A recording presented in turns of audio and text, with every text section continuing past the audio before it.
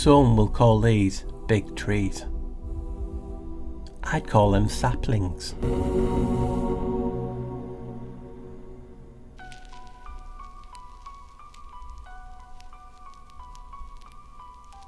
This is the Great Basin bristlecone pine. It's been deemed the oldest tree in existence, reaching an age of over 5,000 years old. Trees can live anywhere from less than 100 years to more than a few thousand years, depending on the species. And you gotta ask, why can't they live forever? Published evidence suggests that trees do not die because of genetically programmed senescence in their meristems, but rather killed by external agent or a disturbance event. So were these trees all felled? Did they disappear in a biblical reset? Or are they hiding in plain sight?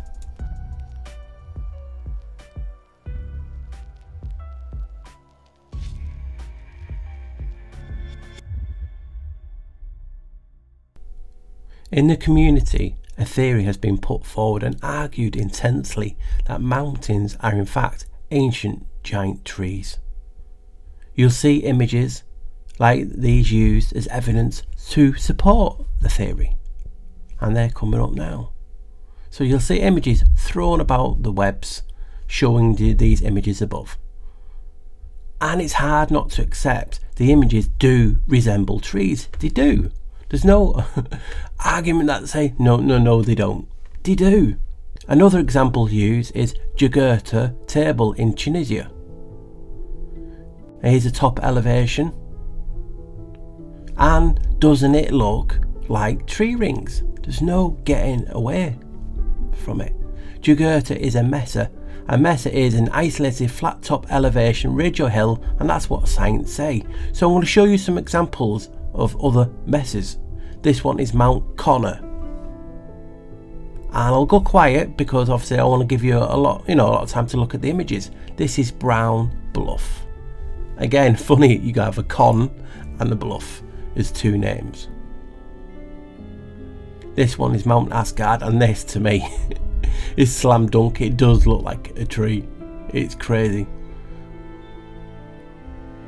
This one is Kirkunen. There's no getting away from it, is there? It is a good theory, to be honest. This is Haruba Rio. Again, another one. It does look like a tree trunk being cut down at the stump level. This is Monument Valley. And when you start to look at mesas or mesas, how you want to pronounce it, they are startling. Monte Remo. That's my pronunciation. So pardon that. I ain't fluent in most languages, even English. Intriguing images. Could all mesas be remnants of giant trees? Anagram of mesa throws up a couple of what I call Esma means supreme, high status, exalted, eminent and sublime, like a tree. Also anagrams to the word same. Old English same, sama in the phrase soit I'm like manner in the same way as. Are they saying these are trees? Like the same. So here's a few more anagrams that I found, and I just wanted to share them with you. So coincidentally, an anagram of trees is reset. It's funny that I've talked about resets already, haven't I?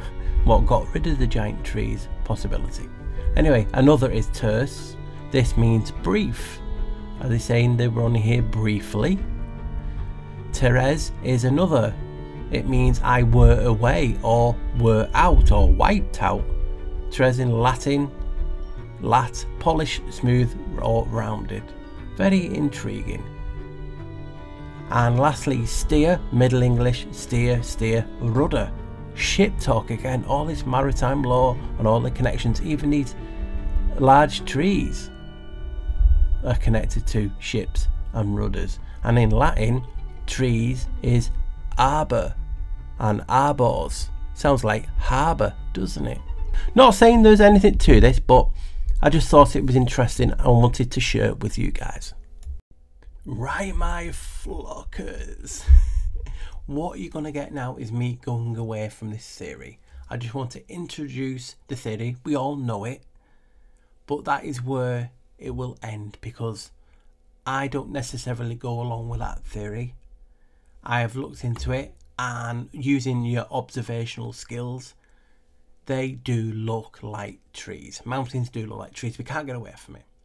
And what we'll have in this video so far, before people watch it, is people who are into meltology, flat earth, concave, and so on. They'll be typing away saying it's impossible, impossible. If you think about it, really, if you take a seat back and think, the world is flat, the world is concave, the world is melted, and any other way you believe a spinning ball, if you are one of the few, they're all magical. They're all like, doesn't make sense. And then you will have people who believe in a simulation. So you're in a no-win situation. But where we're going now is, as you know, I've introduced the theory that we're living in a chamber, we're living in a cave, and I've made a series on it, a lot of videos. So there'll be some of them sprinkled in to give the people who have not watched them a flavour to where we go. Now, where I'm going with this now is, I'm going to show you things that people have said, this is that, this is this, and show you, well, the equivalent is in a cave. And obviously I'm just using observational, because I can't prove anything, and I will use what society deems is science. So again, we can't prove this, and a lot of people talk about how science cannot be accredited, but we're just using their terms because there's some intriguing words that you use, and it's just fascinating. And I've been on this cave theory for about a year now, and we all start at one place and move to another. But what's funny is, everyone's theory on what this realm is fits into a cave. That's the beauty of it. You're a flat earther, you're a concave, you're in meltology, you're into simulation. All of them fit into a cave or a chamber or a room, which basically how I started. I was looking at the etymology for celestial, the heavens, and it basically talks about being in a cave or chamber. And I'll play that, and then I'm going to start with what I'm talking about, in the sense of, hey, if this is out there and this is in a cave, and we're using observational skills and how we see this realm to decipher these things, could that not be that then? So hopefully you enjoy it. It's going to be a mind blower, guys, if you just have an open mind. And again, I don't want you to watch the video and say, hey, it's this now, and dismiss everything. Never dismiss anything. People want you to discard the information. Don't, because we need it to compare. And you will see videos, it will state, if you believe this, you're a shill. If you were that, oh, you're an idiot. And they're telling you, if you don't believe this, you're that. Never would I do anything like that in my videos. It's just what ifs, my opinions at the time. I'm using my eyes. Hey, my eyes, that reminds me of this, and show an example of it. They do. So that's the funny thing. We do see these things, and then we go away when we really deep think about it. And I'll do that, and I'll show you what I mean. Enjoy. Old clip that started it all, the etymology of celestial. So today's word is celestial. Celestial. Right, let's see what they say it is. Positioned in or relating to the sky or outer space, as observed in astronomy, a celestial body similar to space, heavenly, astronomical, extraterrestrial, stellar or planetary, belonging or relating to heaven, the celestial city, the supremely good, the celestial beauty of music, origin from late Middle English via Old French, from medieval Latin, celestialis, from Latin celestis, from caelum, meaning heaven. So that is what they say celestial is. Now you're going to be blown away of what I found. Hopefully it will make sense. So here, this video is all about the word celestial. So as usual, I split the word up. Celestial becomes celestial. Cell, so you could say cell phone, cell, a transparent sheet of celluloid or similar film material which can be drawn on and used in the production of film or cartoons. Cell, a small room in which a prisoner is locked up in, or in which a monk or a nun sleeps. In biology, a cell is the fundamental unit of life. Cella, from Latin for small chamber, or naos from the Greek naos, temple, is the inner chamber of an ancient Greek or Roman temple in classical antiquity. That's why I come up with the chamber, the room, the cave. Middle English, cellar, storeroom, underground chamber. Again, emphasising the underground chamber, the room. English word cellar comes from the Proto-Indo-European sihel English, meaning salt mine. That blew me away. And SD means star in some languages, others it means host, in some it is said to be comparable to dropping an F-bomb. So I thought it was fitting to have the old Clash of the Titans where there's a storeroom of human figurines. Now the etymology of celestial is storeroom, chamber, buried chamber of the elves. So are they telling us we are living beneath the heavens in a chamber, buried chamber of the elves? I'll leave that with you, but that is what got me onto started the journey of looking at, are we in a cave, are we in a room, are we in a chamber? It's a mind blower, isn't it? So 99% of us who are watching the video, hello, will recognise the image on the screen. It's by, it's not by, I'm going to go a little about it, talking about it, and also some what ifs and different things about it. So it's by an unknown artist, but it first appeared in French writer Camille Flammarion's L'Atmosphère Météorologie Populaire from 1888, and the chapter was called In the Shape of the Sky.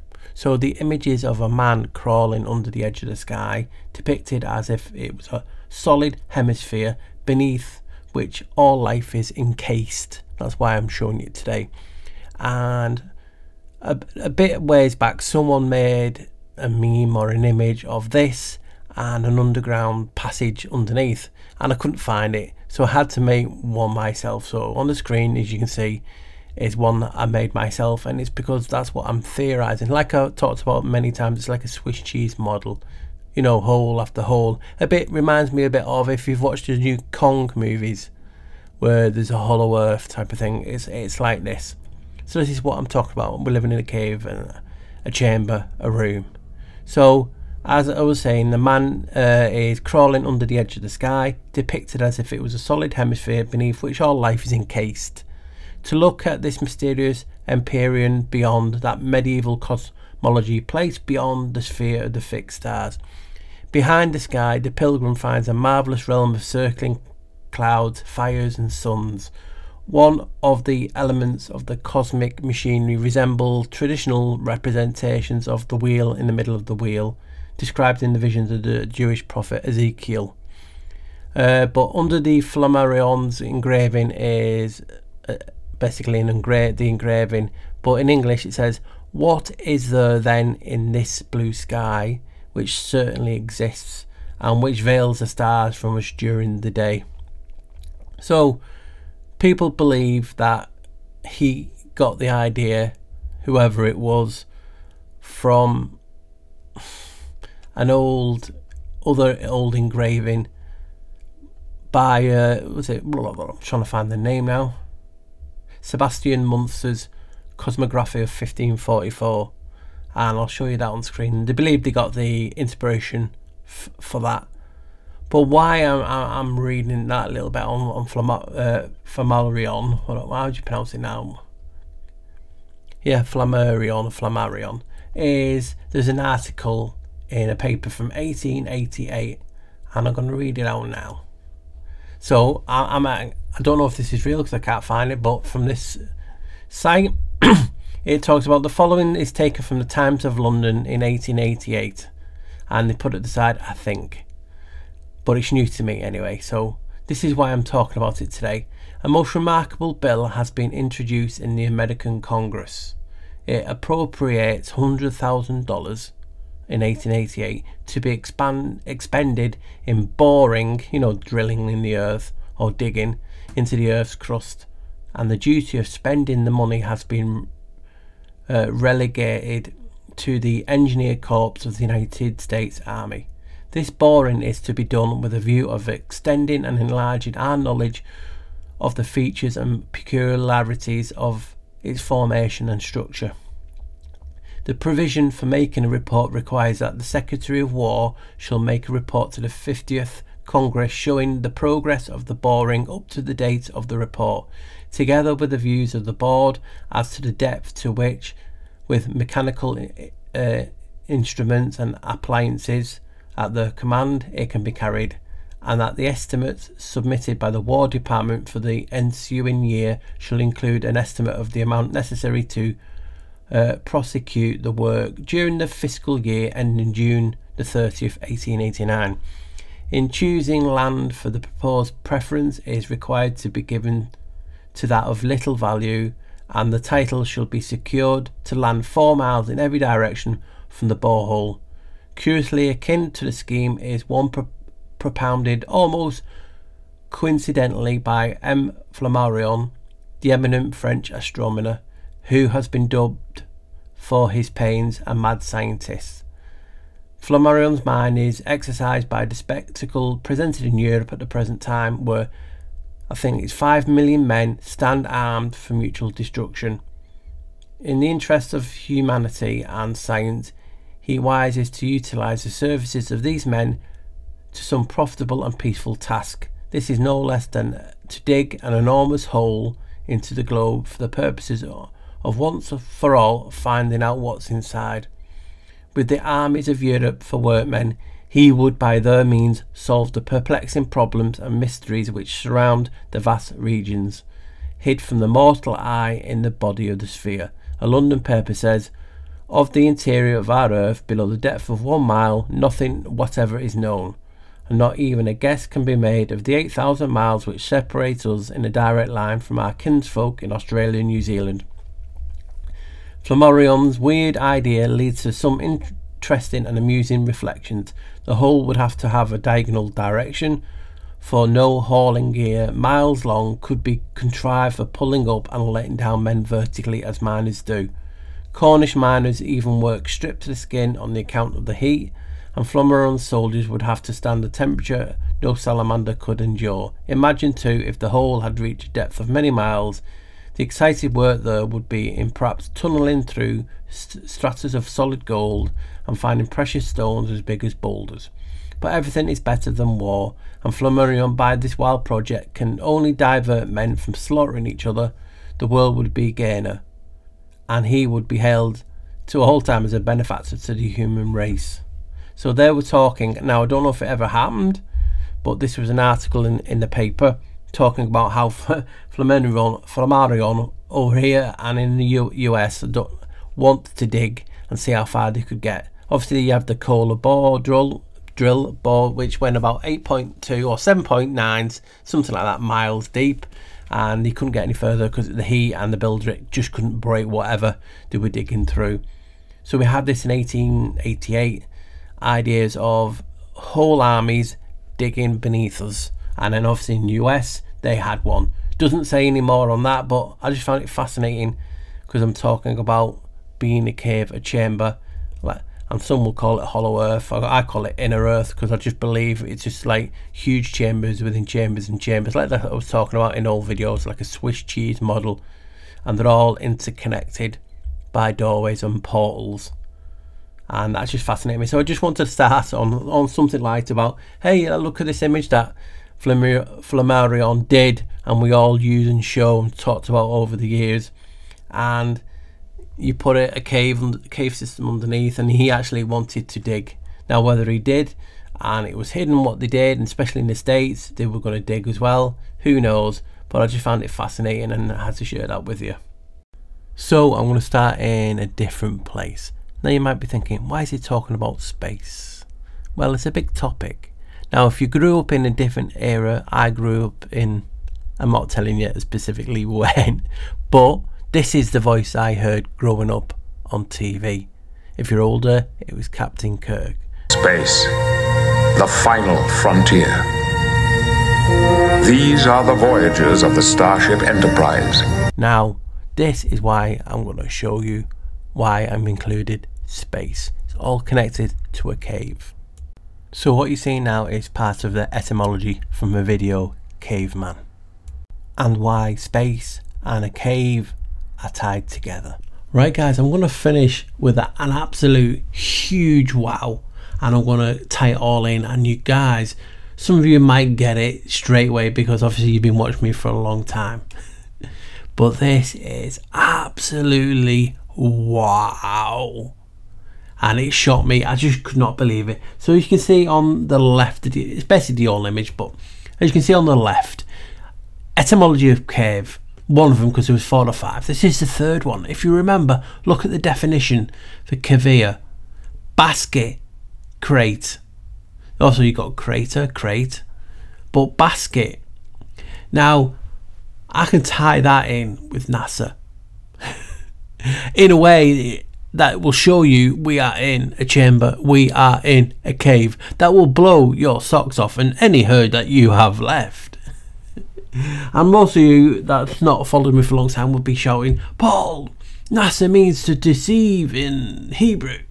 Well, there is a debate on that, but for just as long time, most of you flockers who've been with me for a long time will know there is an etymology of NASA that I've been talking about that fits better, and it's proven. It's not how do you decipher this, or if you remove the H, it's exactly how it's spelled. Now, definition of cave, one of them is basket.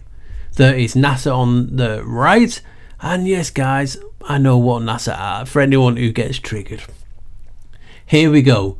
So a long time ago I showed you this, so remember, definition basket, and we'll tie NASA in with that, and it's in your face. Here it goes.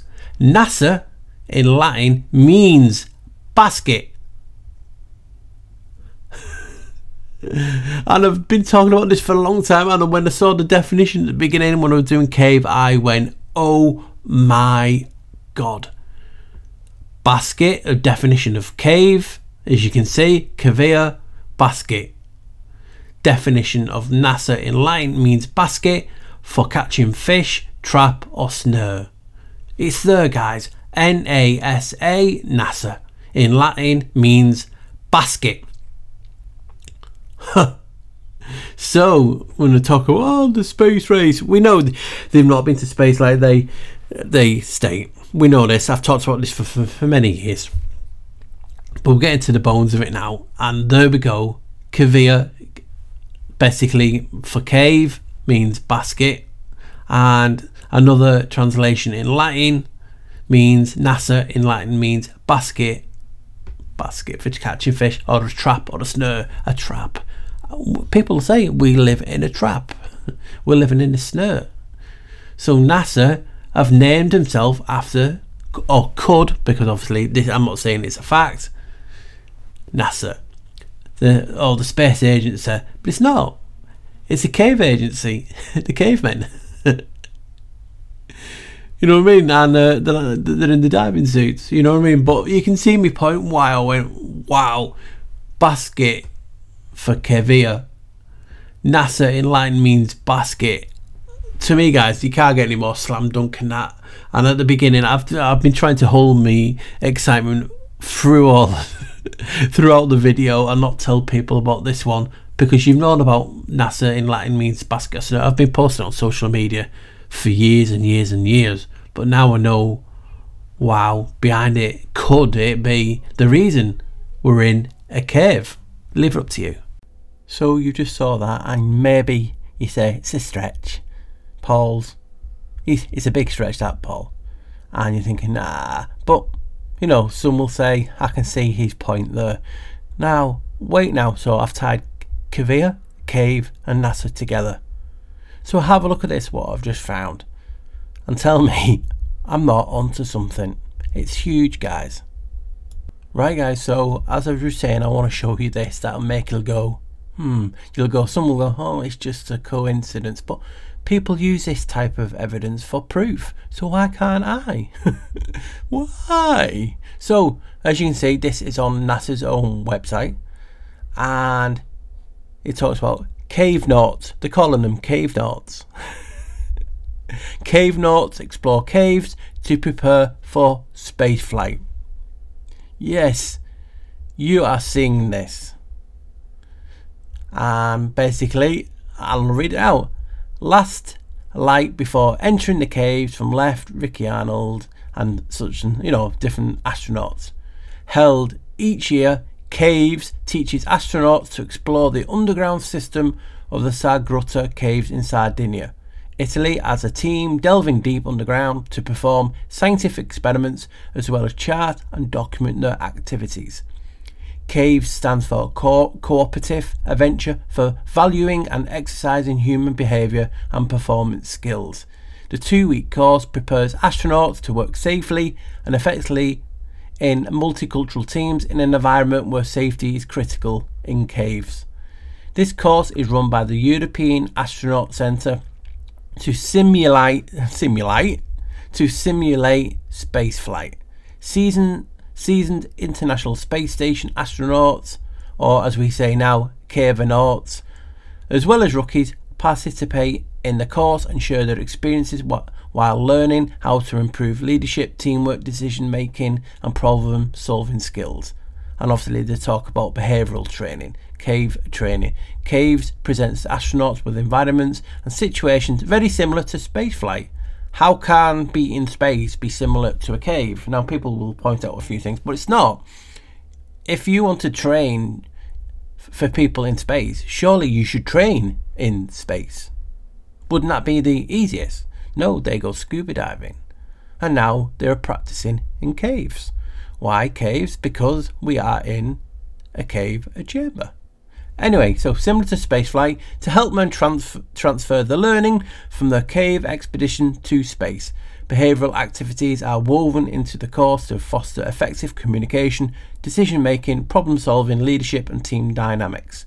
An important element of the expedition is the daily debriefing, which reflects on the success and errors of the day, on similarities with spaceflight experiences, and on how to reapply successful strategies or improve by learning from mistakes. Learning is enhanced by the presence of experienced astronauts who share their valuable flight experience with rookies. And it talks about 2006 cave expedition. After 6 days in the Sargrutta cave, all 6 crew members and the support team came out from underground. The 2006 CAVENAUGHTS were a truly international crew representing 5 countries, and they go through the name and my translator would not probably get that right, so I'll leave that bit out. And it says NASA astronaut from Maine is another one, Aki Hoshide, and JAXA astronaut from Tokyo. So they go into a cave, and it's just going through basically the blog of each day. So guys, I've just showed you about the etymology of NASA being basket, and from a cave, basically from Latin cave. And here you have on NASA's own website talking about CAVENAUGHTS explore caves to prepare for spaceflight. How ironic is that? Is that another thing where people say it's in your face, it's hidden in plain sight? That's just so funny to me, and you guys see what you make of it. So you just saw the CAVENAUGHTS and now I was just looking for a few other articles, you know, to build the picture in our heads. So it's funny that the training in caves, they call themselves CAVENAUGHTS, and now underground cave found on moon could be ideal base for explorers. Researchers find evidence for cave accessible from surface which could shelter humans from harsh lunar environment. It's a shame that they didn't have these 50 years ago when they walk around in tinfoil suits. If it was so harsh, it's crazy, and it's like they contradict themselves constantly. and this is just an artist's impression of, you know, Sea of Tranquility, the so-called pit. And I just thought, oh, look at this Satelloon, doesn't it look like it's crespalo rays? And I thought, you know, there's maybe something into that I'll talk about. And they're just basically talking about researchers have found evidence for substantial underground cave on the moon that is accessible from the surface, making the spot a prime location to build a future lunar base. So it's just crazy, that, isn't it? And then I saw this as well, and you guys will love this, from NASA's own website. Using a cave rover, NASA learns to search for life underground. Let's see if I could just make this a little bit bigger. There we go. So they're using a cave rover now. They're calling them cave rovers. Scientists test out new methods of discovery life in California's lava tubes that could one day be used on other worlds. So there you go, guys.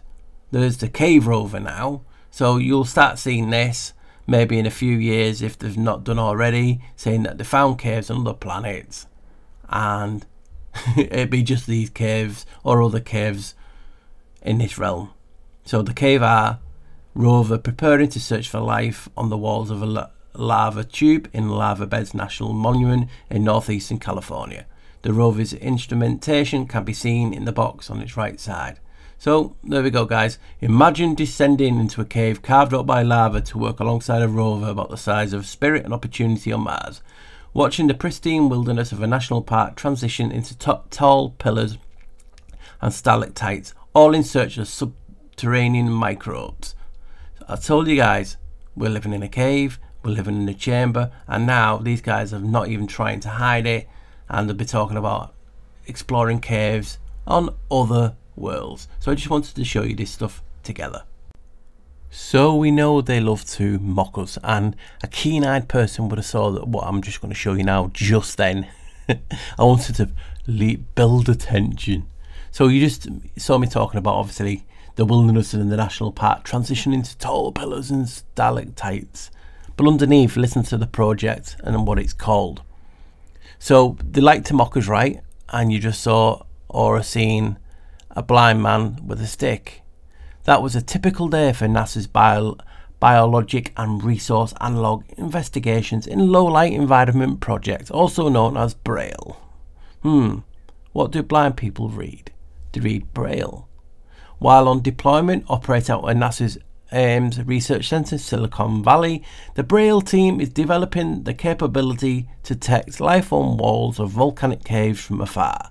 To do this, they are re-venturing into North America's largest network of lava tubes, with the goal of advancing efforts to search for life elsewhere in the universe. So the project and the team doing all the cave stuff also are known as Braille, and they love to mock us. I just thought that again was in your face. See what you guys think on that. Caves are really important for NASA because they might be the key to find an answer for humanity's longest-standing question of if there is or was life in other planets. In today's demonstration, our main success metric is if a team of robots can autonomously explore hundreds of meters into a Martian analog cave. So some will call these stretches, but hey, everyone else does it in videos, so like I said before, why not me?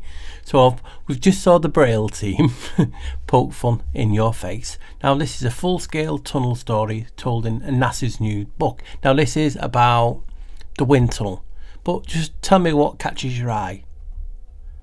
So there's something experimental in there, and it says tests of the X-48 blended wing body configuration were some of the last to occur in the full-scale tunnel. So, you know, it's a world famous.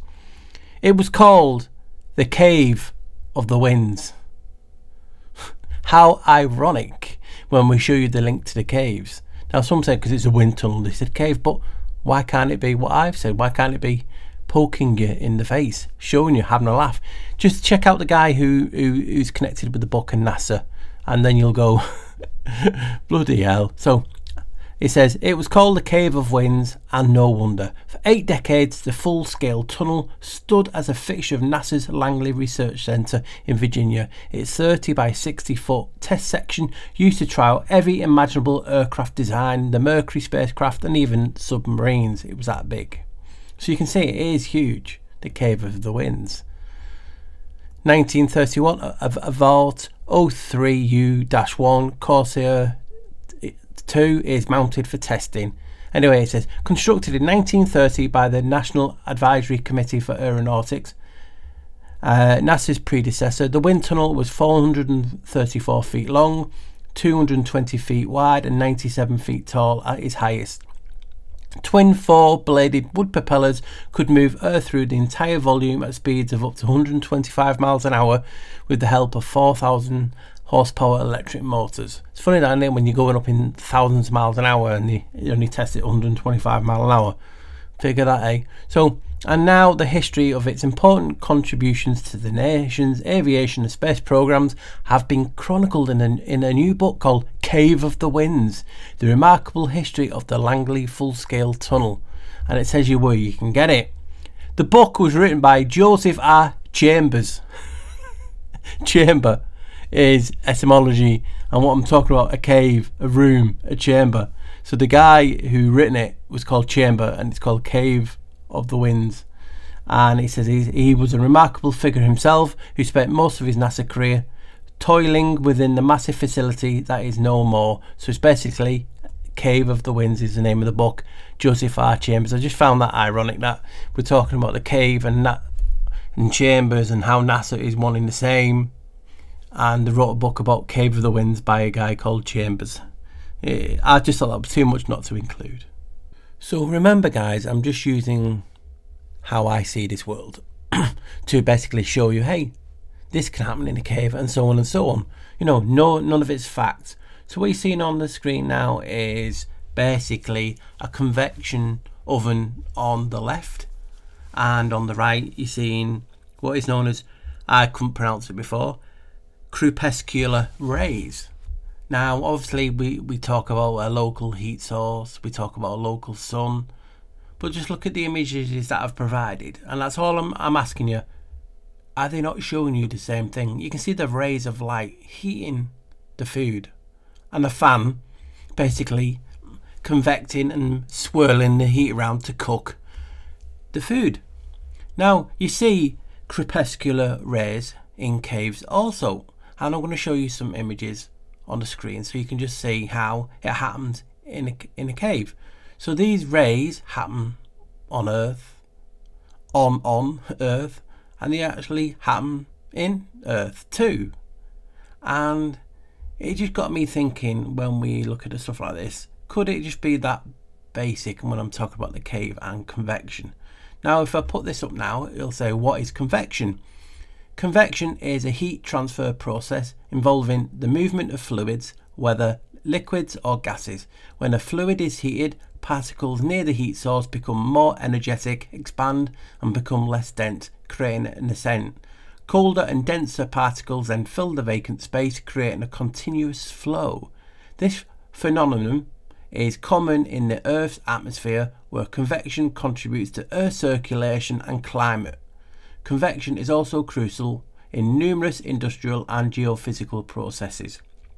So they're telling you how this circulating climate is convection.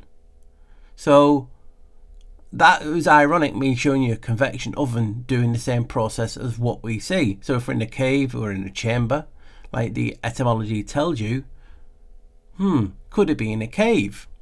Now, does convection happen in a cave? And I'll just put this little snippet on the screen just to show you.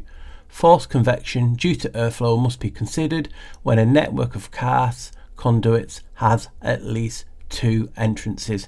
And as soon as I mention, we're talking about, obviously people will akin this to hollow earth and things like that. Well, if you look at the typical hollow earth image, you will see 2 entrances, one on either side of the pole. And also you have different things about the cores and different philosophies on hollow earth, which I'll show you a clip in a minute.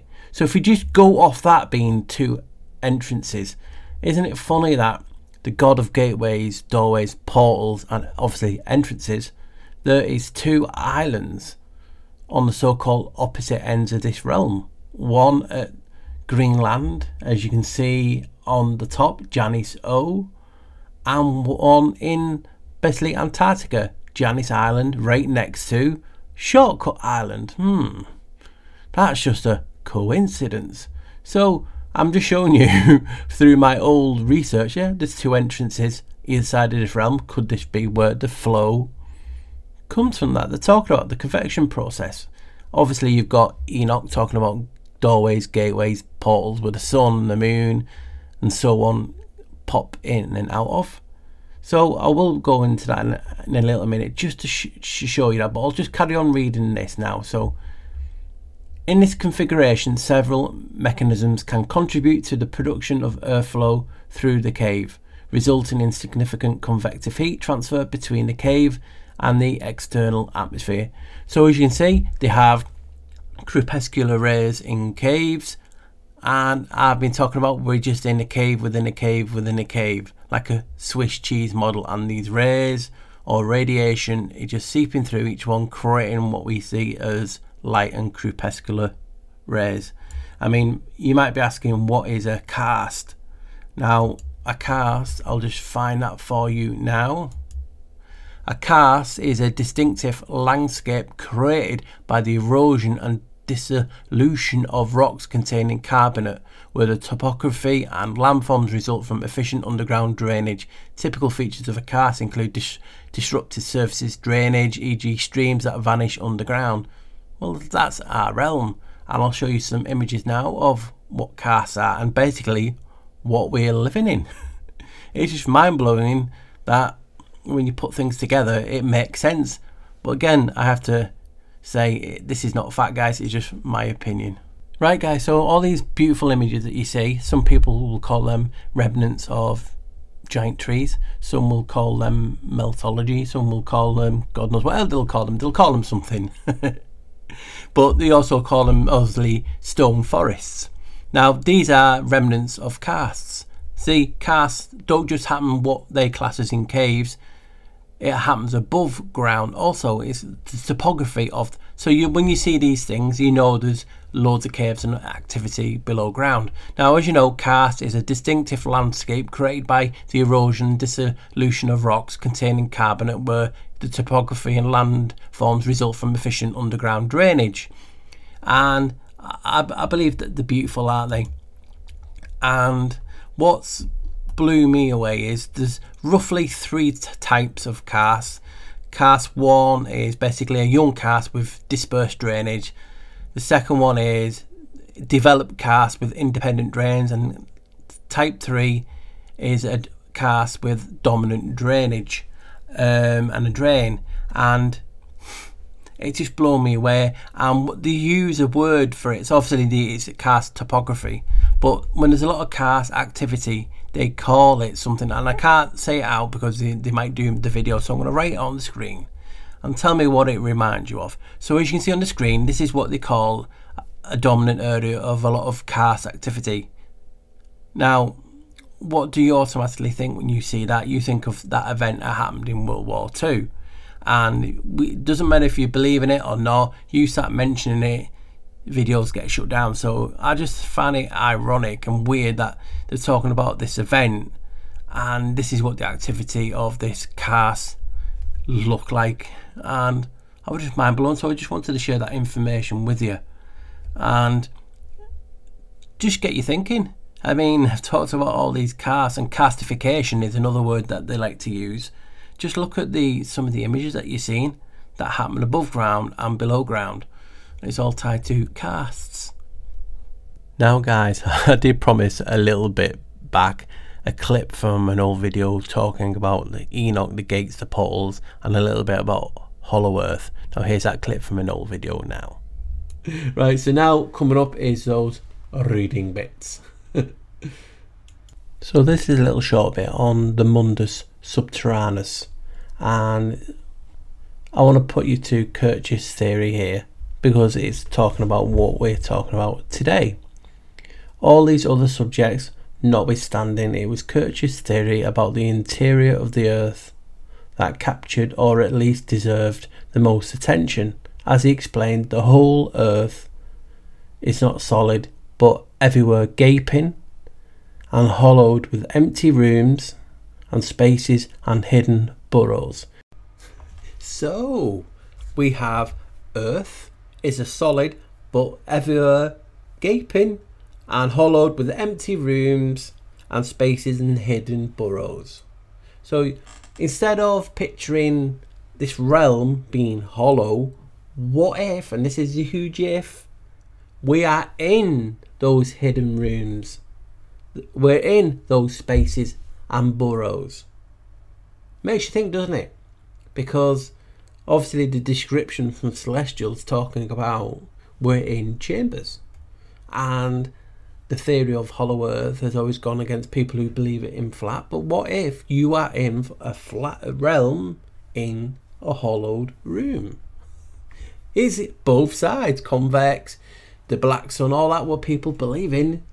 I've been telling you for years, what if you are all right and it's just a scenario around you that has changed? Think about it. It talks about a hidden hollow earth, and people naturally think of below you is hollow. But what is if you are in basically the room at the inn? There's always a room at the inn, and just picture whatever shape is around us, who knows? But what if inside you have different chambers, all connected? Everyone's theories talk about how this realm is full of secret hidden tunnels, connecting continents. They're just hallways. You're in a house, so you could call it God's house, whatever you want to call it. Hell on earth. It's all how we perceive things, and I'm perceiving us being inside. Remember from 12, I told us we were underground. I should just carried on doing that, but you just don't think, we just progress. So that is just what blew me away about his theory. Earth is a solid, but everywhere is gaping and hollowed with empty rooms. Those empty chambers. And yes, there could be other rooms underneath. You know, Nordic tradition calls it the 9 realms. Always been there. And I'm just interpreting this way. So I just thought that was fascinating, that we was just talking about that. And look at the first thing he says. We are in earth is not solid, but everywhere is gaping. That is just intriguing to me. Deep down it holds many great oceans and fires, interconnecting by a system of passageways that reach all the way to its core. In his view, volcanoes, however awful and awe-inspiring, are nothing but the ventholes or breathe pipes of nature, and earthquakes are merely the proper effects of subterrestrial combustion that are sure to go on constantly. The prodigious volcanoes and fire-vomiting mountains visible in the external surface of the earth do sufficiently demonstrate to be the full, invisible and underground fires. So this was just a little bit that I wanted to get you on, because he talks about his theory about the earth not being solid, everywhere gaping and hollowed with empty rooms and spaces, chambers. So as I was talking about in the Celestial video, the breakdown, we are living in an underground chamber, but he just goes on to call it empty rooms and spaces, like a house. You have many rooms, if you're lucky, and many bedrooms, living rooms, kitchens. So we're living in an underground chamber with many empty rooms. Is different realms to different rooms. That's something to think about, surely. Because when you then go on to look into Enoch and read some of his things, it's started to be intriguing. I'll head over to a site now and read a little bit out about Enoch. So as you know, Enoch 17 to 19 describes Enoch's first journey through the heavens. In his first vision, there are a number of scenes which depict an ancient world view which graphically imagines how the orderly universe is maintained. He sees the high places and storehouses, which is, as you know, part of the etymology for chambers. And your cellar, remember, I read them out. The cellar talks about all this. So as we carry on, he sees high places, storehouses of the earth, where the rains and the snows are kept. In chapter 18, he sees the storehouses of the wind, the cornerstones of the earth, and the pillars of heaven. He also sees a dark pit with a heavenly fire. Now it got me thinking, is that heavenly fire what we call the sun? Described as a desolate and terrible place. The angel who accompanies Enoch explains a dark pit as a place where the stars and the powers of heaven are imprisoned because they fail to arrive punctually. Celestial breaks down to, as you remember, prison or a cell or chambers, underground temples, salt mines, but also Esti from celestial talks about the hosts, stars, and obviously AL is EL, something divine, heavenly. Enoch is talking about the angel is telling him that the dark pit is a place where the stars and the powers of heaven are imprisoned. Gets you there, doesn't it? And then you obviously get to remember that bit in, is it Revelation? Now I'll just get off my phone because yes, I am that professional. Not. So if you remember from Revelation 8:10 to 11, then the third angel sounded, and a great star fell from heaven, burning like a torch, and it fell on a third of the rivers and on the springs of water. The name of the star is Wormwood. A third of the waters became wormwood, and many men died from the water because it was made bitter. So isn't this not talking about the same thing? Basically, we're living in a chamber. So powers of heaven imprisoned there failed to arrive punctually. They are imprisoned until the year of mystery. So obviously that just talks about imprisoned stars. And obviously at the original etymology video that I've done, celestial talks about chamber, obviously from stars. And if you read this little bit from Revelation 12:4-6, it talks about his tail swept down a third of the stars of heaven and cast them to earth, and the dragon stood before the woman who was about to give birth, so that when she bore her child he might devour it. She gave birth to a male child, one who is to rule all nations with a rod of iron, but her child was caught up in God and to his throne. And the woman fled into the wilderness, where she has a place prepared by God, in which she is to be nourished for X amount of days. Now, what intrigued me is, again, a third, we've all seen it, a third of the stars fell. So, a third, which leaves, you know, roughly speaking, it's not precise, 666. So, 666. Which obviously is the sign of man. People used to say it's a beast, but obviously it's man according to science, 6 neutrons and etc. All that I've talked about before. So what intrigued me about this, and this talking of a third of the stars, which leaves the 666. I've done a video on Mount Meru being us and 666, the centre of the world. But a lot of people in certain communities use a sign language image, which I'll put on the screen now, for Earth, showing proof that it is a flat Earth because it's enclosed. But look, yes, it is showing you an enclosed realm. I've just told you through this research that we are in a chamber. So that is showing you the same thing as what they're saying as a flat Earth is actually showing you we are in a chamber. But look at the hands that it makes. The hands, the symbols, the signs, or the fingers, look, is 666. That cannot be a coincidence that this realm is made up of the 666, which is man, and obviously the third of basically the angels. I'm getting tongue-tied there. So this just blew me away that people are using, I think it might be a medical sign language, I'm not sure, because there's other symbols for the earth. But yes, you're right, it's showing you a flat base in an enclosed system.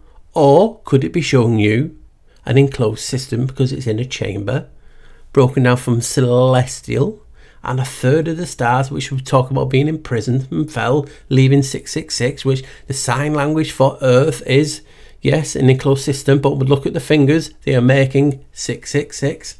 Surely there's something in that, or I'm just losing it.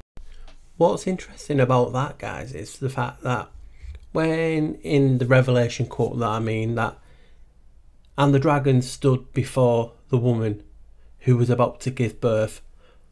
Now, that intrigues me because at this time, they say, I have to say that the Polaris, which we're talking about stars falling, the North Star at this time in antiquity, I believe, was Thuban.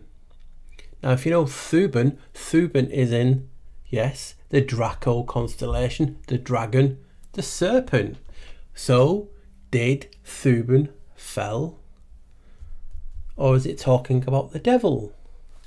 Who knows? But what intrigues me about this is because it's talking about a dragon standing before, and at that time, possibly, because I can't prove it, it's just what so-called science says, the North Star, the most important star, was the Draco constellation at that time. And it talks about a dragon falling. And what's intriguing is talking about, she's then talking about to bore him a child. Bore, that's drilling. You know, they even have the deepest drill in the world, I think, is it the Kohler bore drill? It went X 7.2 miles down and it hit something hard. Again, sounding like we're in a chamber. But also bore means, Paul, you're boring me. But also bore means wave. Is it a frequency wave? Is it a water wave? Is this what bore him down? Was he expelled, or she, or it? Like we were saying in Revelation and on other things, talking about how they were cast out, the stars were cast out, they were fell. Did Thuban fall? Just intriguing, isn't it? And then when we're talking about obviously the stars, and it was Thuban and that was a dragon, there was too much. I had to include this, guys, just to show you that so many things could align. Yes, they all could be metaphorically and just some way of people getting their message out, but you never know, and everyone else seems to be doing it, so why not me? Right, guys. One manuscript has a myriad of years, Charles has 10,000 years. In chapter 19, the angel now identified as Uriel or Uriel explains that the dark pit as a place where the angels were who defile themselves with the women will be placed. Right, guys, so we just have that little bit of mentioning in Enoch then when it talks about how obviously the angels identified by Uriel explains the dark pit, and the place with the angels who defiled themselves with women will be placed. So when you place something, defile, or they were placed into a prison of sorts or in a room of sorts, and you automatically think of the verse Genesis 6:4, and it says there were giants in the earth in those days and also after that, when the sons of God came unto the daughters of men, and they bare children, or I've seen verses where it says they bore children to them. The same became mighty men, which were all men of renown. Look at the verse again. There were giants in the earth, in, not on. Whether that's just a play or a mistranslation, but for me, it's showing you again when these people, these fallen, were placed or put or cast, whatever way you want to look at it, into a room, a prison, earth, this realm. Could it be, like I was saying, we are in a chamber and there is many chambers, and this is talking about giants being put in the earth in those days, to do a place into, not onto. Whether that's nothing, probably, but still nice play of words to show you guys. Hence the fallen angels. The fallen angels are said to have led humans to sacrifice to demons, the first time this particular sin has been mentioned. The first version concludes with 1903, with the notice that Enoch alone among the humans was allowed to see the vision. So we have talk of fallen angels, and obviously giants, because people believe the fallen angels were giants, and also Nephilim.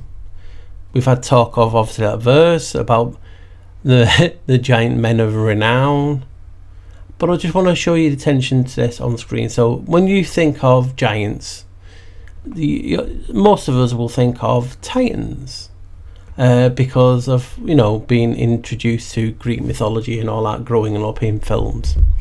And if you just look at the definition, if you just type titan in, one of the definitions you'll get is this, it's on the screen.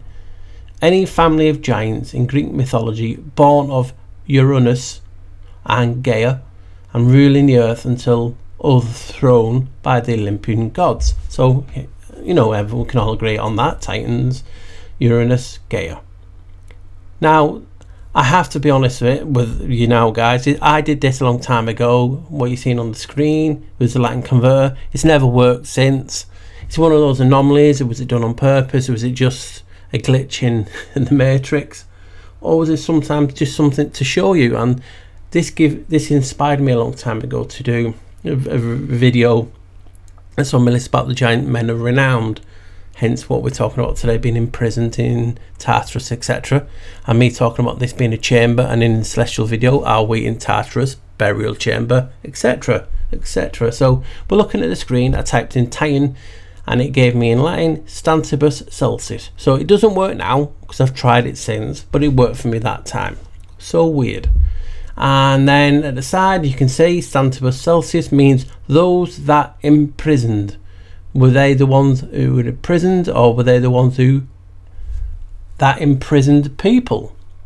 So that got me thinking, and I did the All Men of Renown, and it's a video if you can check it out if you want, and it got me to thinking, is our skeleton being the prison for the All Men of Renown, or Titans? And there's talk of obviously the serpent seed, the reptilian side, whatever. There's also, you know, there's so many people think different things on it. So what intrigued me is, obviously you have Uranus being named as the chief giant person. Well, you know, guys, I researched Janos, and in text you'll get stuff like this: Janos, the fabled son of Uranus. You'll also get other text showing you that other names for Janos. Obviously I've talked about Noah before. Here you have Uranus, is highlighted there. It's really, really small, so I've had to zoom in for you. And at the side you can see Janos, porter of the heavens. So you can see those two are connected by the sun, or being one in the same. Uranus, Anos, Janos. There's so many words that we can play with. But that just blew me away. We're talking about the giants, Nephilim, fallen angels, the stars, and you have here Titans being those that were imprisoned. We're talking about Tartarus.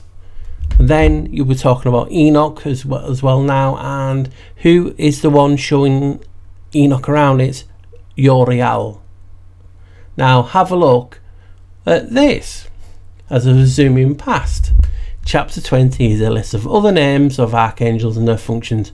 Uriel, or Sodriel, who is in charge of the world. Obviously that's why he's showing Enoch around, but he's also in charge of Tartarus. And he's talking about the angels that were in prison defiling women, thrown into the dark pit, and he's in charge and over Tartarus. So that is, you can see how everything is connected. So the guy who's over this world, and Tartarus is the one showing Enoch around. And there we go, in plain writing. And again, it's whoever wrote this webpage, his opinion. I can't back it up, I can't say nay or yay, but it's intriguing that he's mentioned in charge of the world. and over Tartarus. So that's why I was just asking in those other videos, are we in a burial chamber, or are we in a prison? Because obviously the part of the etymology was a cell, and it just blew me away. I mean, in the video, the old men are renowned, a broken down serpent, because people are talking about obviously this serpent seed, and that talks about being in prison, because I was talking about our skeleton. Could that be the skeleton around and the prison cell? And also now we're talking about giants being in this realm, Nephilim, fallen angels, whatever you want to call it, and you can see how I'm connecting all this, and it's just blown me away. So I'll show you the breaking down of the word serpent as well in this, just to give you a flavour of that video. I treat everything as information, and I look at films like Lord of the Rings portraying mountains as titans, as huge creatures battling. Well, I have a theory that I've just had an epiphany, and I'm going to share it with you now. So when I saw this of the gods that landed in Tartarus, saw the black cube, I automatically thought of Mecca and the people walking around it. So it gave me an epiphany. It's just a theory, nothing more, but to me it resembles sperm circulating the egg. Now we have people talking about the conflict of ages between the woman's seed and the serpent seed. What if, and this is just a big what if we humans as vessels are Tartaros? We are here to keep the titans, the seed, the serpent imprisoned. Basically a growing prison around it. And the cabal, the evil that be, are trying to harness and basically help the serpent escape. Now, if you might think that sounds crazy, it does actually, but just hear with me, because serpent, I'll do a spell etymology on serpent, and it's wow. So serpent, obviously a snake, but let's just split it down in half. S-E-R-P-E-N-T. S-E-R means to sit, to reside, and some to be. So basically to sit, to reside. Proto-Indo-European of that, meaning to protect. Wow, so it means to sit and protect something residing inside. Wow, what does pent mean? Well, pent means kept in a confined or to enclose. Also means 5 as well. So you telling me serpent can be broken down to mean to keep something confined, enclosed, and protect it inside?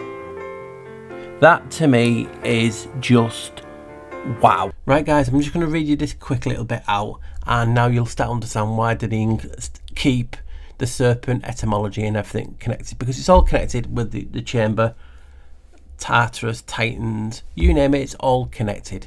So this is basically a cycle of catechisms, vices and virtues, introduction, safeguarding the heart, and it's from the Vatican's own website, if anyone's wondering. So it's talking about all of it might not have been said, but should have been said.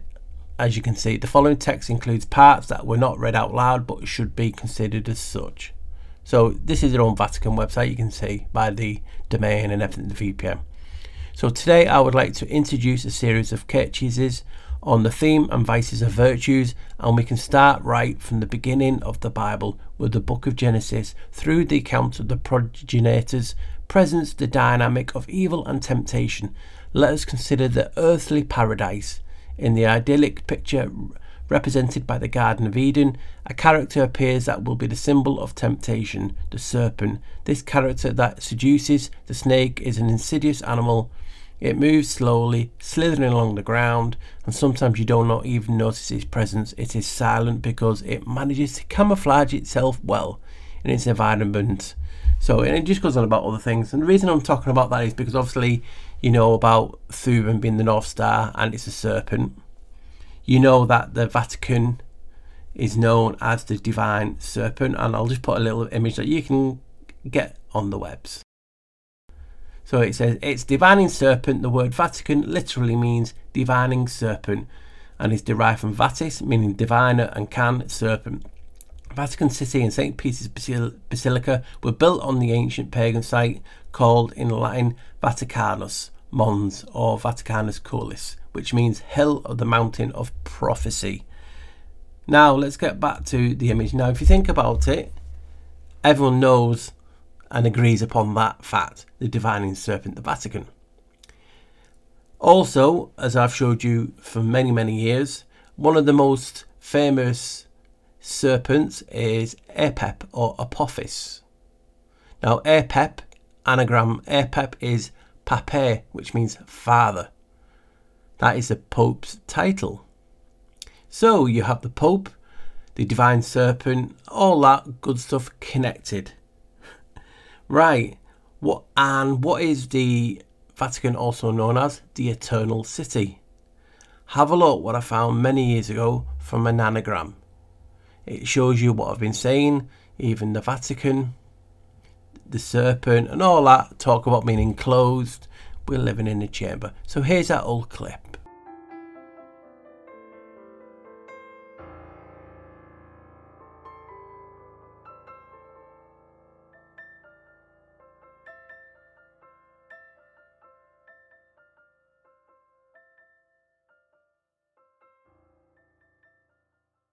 What I'm going to show you now just adds to the mystery and the intrigue for me. It's crazy. So you heard me talking about this briefly in the last clip. Urbs Eterna. Urbs Eterna. And basically it means Eternal City. Eternal City. That is another name for Rome, the Eternal City. So obviously I'm talking about how the crown is to keep going under a different name, which is Rome. But obviously, when the so-called got destroyed, some people believe it didn't exist, and people are entitled to their opinion. But Rome keep going. You can call it from Mesopotamia. You can call, you know, so it comes under many names. But basically, it's a crown. It's what's behind it, and this is why I'm showing you all this. So it's Eternal City, Urbs Eterna, and so I thought, you know what, I'm going to anagram Urbs Eterna. I'm going to anagram that. Urbs Eterna. Right, and look what I get. So you can see anagram to solve, Urbs Eterna, and you get 3 answers. But that one just blew me away. Subterranean is an anagram for the Eternal City. And just for people who do not know, Subterranean. Subterranean. Existing, occurring, or done under the Earth's surface. So I'm talking about the hiding behind a name, which they are. We've shown you all this. Agenda 21, the crown, everything, the hiding. And then underneath, secret, concealed. And then obviously the description is the subterranean world of the behind the scenes. And they've just used television power brokers. So I'm talking about a secret, concealed, hidden organisation known as a crown hiding behind UN, United Nations, whatever. You can call them different things, but we know them as the Crown Corporation. And it comes from Rome, and the Latin word for Rome, Urbs Eterna, meaning the Eternal City. Tell me that is not a wow, because, you know, they hide stuff in words, and that to me says a lot. It's a secret hidden underneath, and I'm talking about the hidden part of Rome, the Crown Corporation.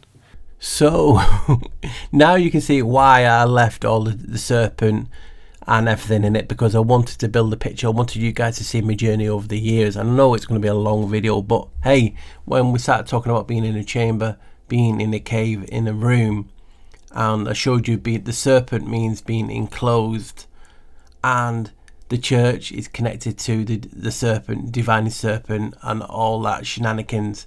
And even, you know, even when the auditorium looks like a serpent, and the father's title is an anagram of Apep, and I show you a name of the Vatican, the Eternal City, in Latin is Urbs Eterna, and that means subterranean, which is basically, as you can see, underneath the Earth's surface, or a secret, concealed. All what I've been showing you leads you all to this. It's wow. and all those years I did these videos and I wasn't looking into being in an enclosed system, in an enclosed room, a chamber underneath the ground. It all starts to make sense now when you put it all together, and hopefully you can see that and you're enjoying the journey too. So let's go back to the old video that was talking about Enoch and different things. Right guys, so I'm just going to skip over a little bit because I want to go to this, what we're talking about now. Enoch 27:10 briefly describes the terrible prison of the fallen angels. The place is a narrow cleft. Now cleft, yes, we think of a cleft lip, but cleft is a V-shaped or basically gorge or gap, and we're talking about this realm. So are we in a chamber that is it basically gouged out in a V-shaped? A V-shape could be an arch, a vault, talks about that in Genesis, doesn't it?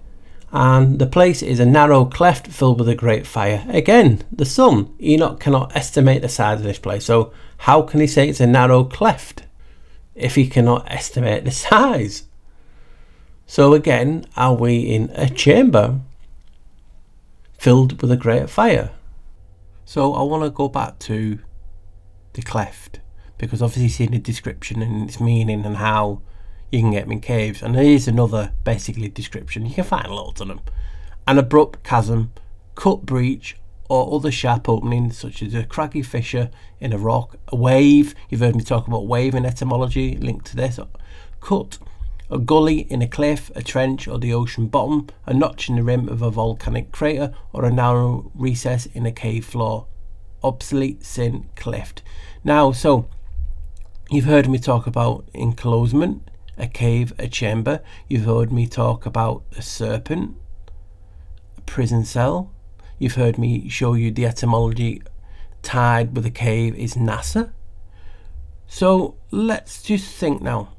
A cleft, which is a V-shaped, a serpent, a cave etymology for NASA, and let's have a look at the logo again.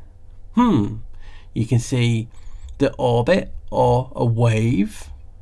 You can see the name NASA, which is tied to Kavia, and you also have the so-called serpent tongue that people talk about as being the V.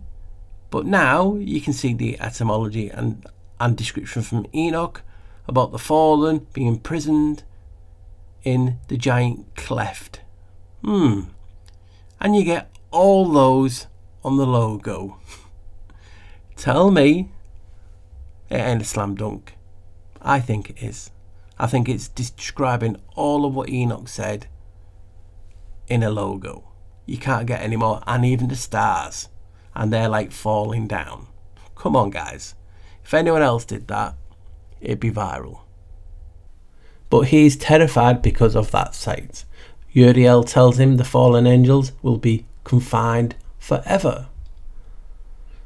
So basically it goes into the second journey, and it says in his vision Enoch travels to the place of punishment of the fallen stars. Are we in the chamber, the punishment of the fallen stars? He sees a chaotic and terrible place in which 7 stars as large as mountains are bound. Now if I remember this right, and it's not very much, I do remember this right, how many continents did they say we have? I'm positive it is 7 continents. Would that not match this? He sees a chaotic, terrible place in which 7 stars as large as mountains are bound. So are we living on a bound, fallen one? Each continent is one of these fallen angels or giants.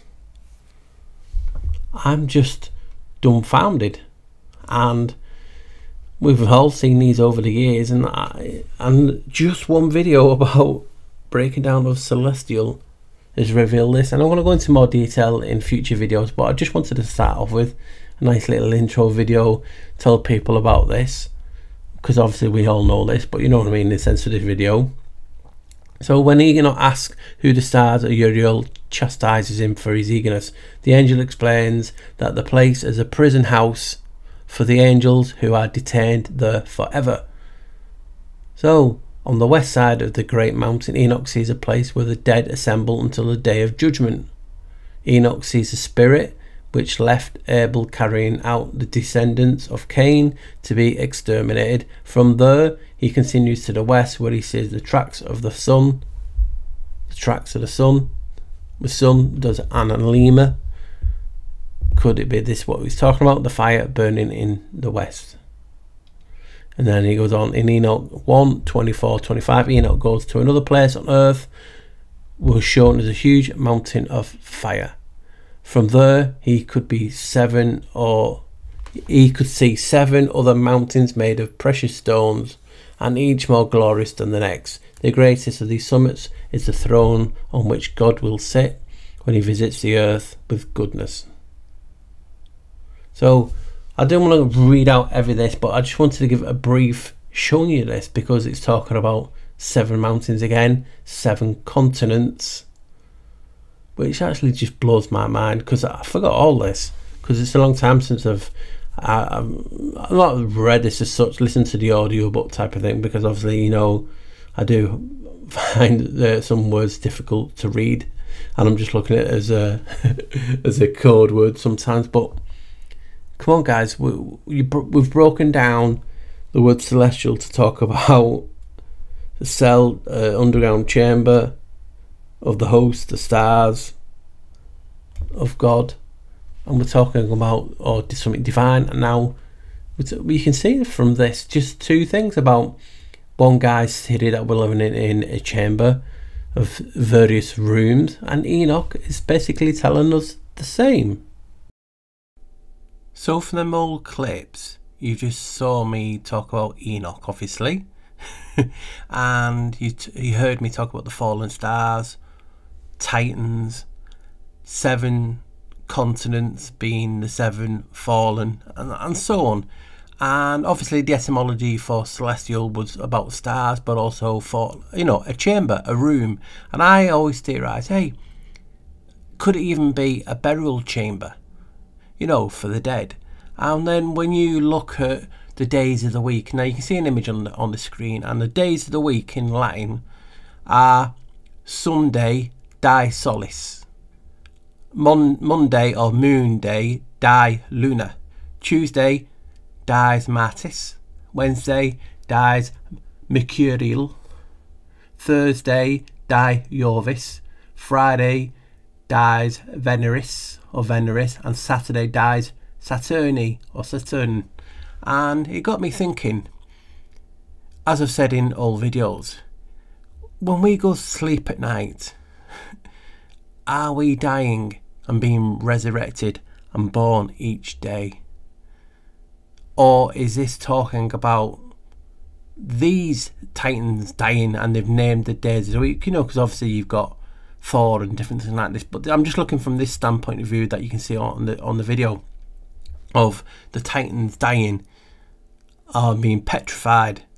And obviously we've all talked about, are we in a prison and a cell? Well, they're all etymologies from celestial.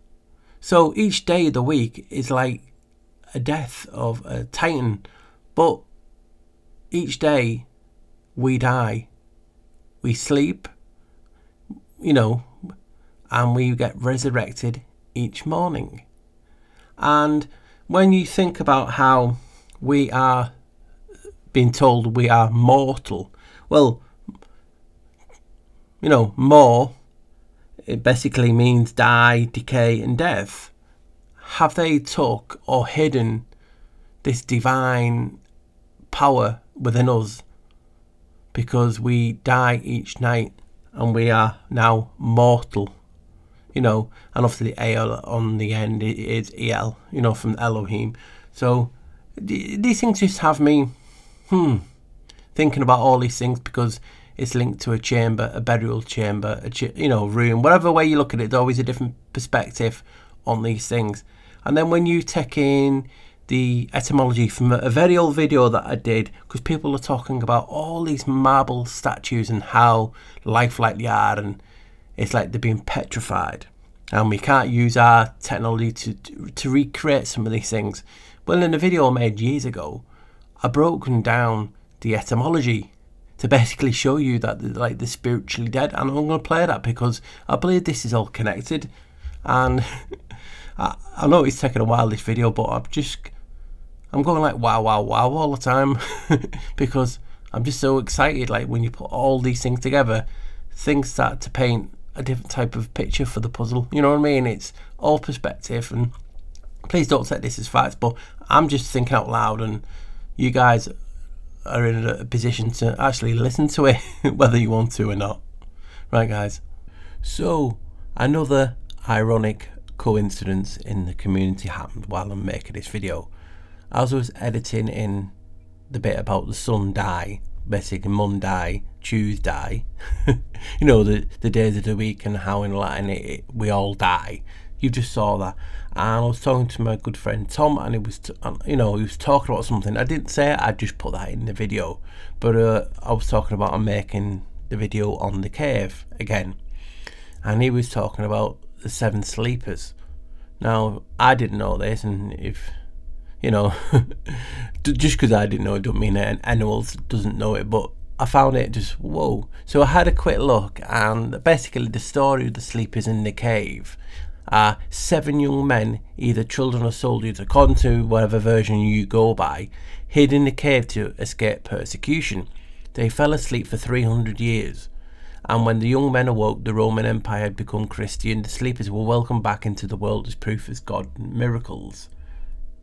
And I'm like, wow, because we're talking about the 7 days of the week. We're talking about dying and going to sleep every night, and there's 7 of them, and there's 7 sleepers. And then we talked about, you know, in the video we talked about how those 7 titans were made into mountains. It's, you know, they love that number as well, don't they? 7, the partial door opening. I mean, the Western tradition calls the 7 sleepers Maximian, Malchus, Marcion, John, Dennis, Serapion, and Constantine. And Eastern tradition names them as Maximilian, Jamblichus, Martin, John, Dionysius, Antonius, and Constantine. So I just thought that was ironic, you know, when we talk about sinking and different things when you talk to friends, and he was talking about this because I mentioned cave, and I just did that little bit about us dying each night, and then he talks about the 7 sleepers who went to sleep in a cave. Ironically, I'm theorizing that we are in a cave within a cave. Crazy how it works, this community, isn't it? So most of you'll know what this is, and this is Robert Simon, Mr. Blue Marble. It is photoshopped, but it has to be.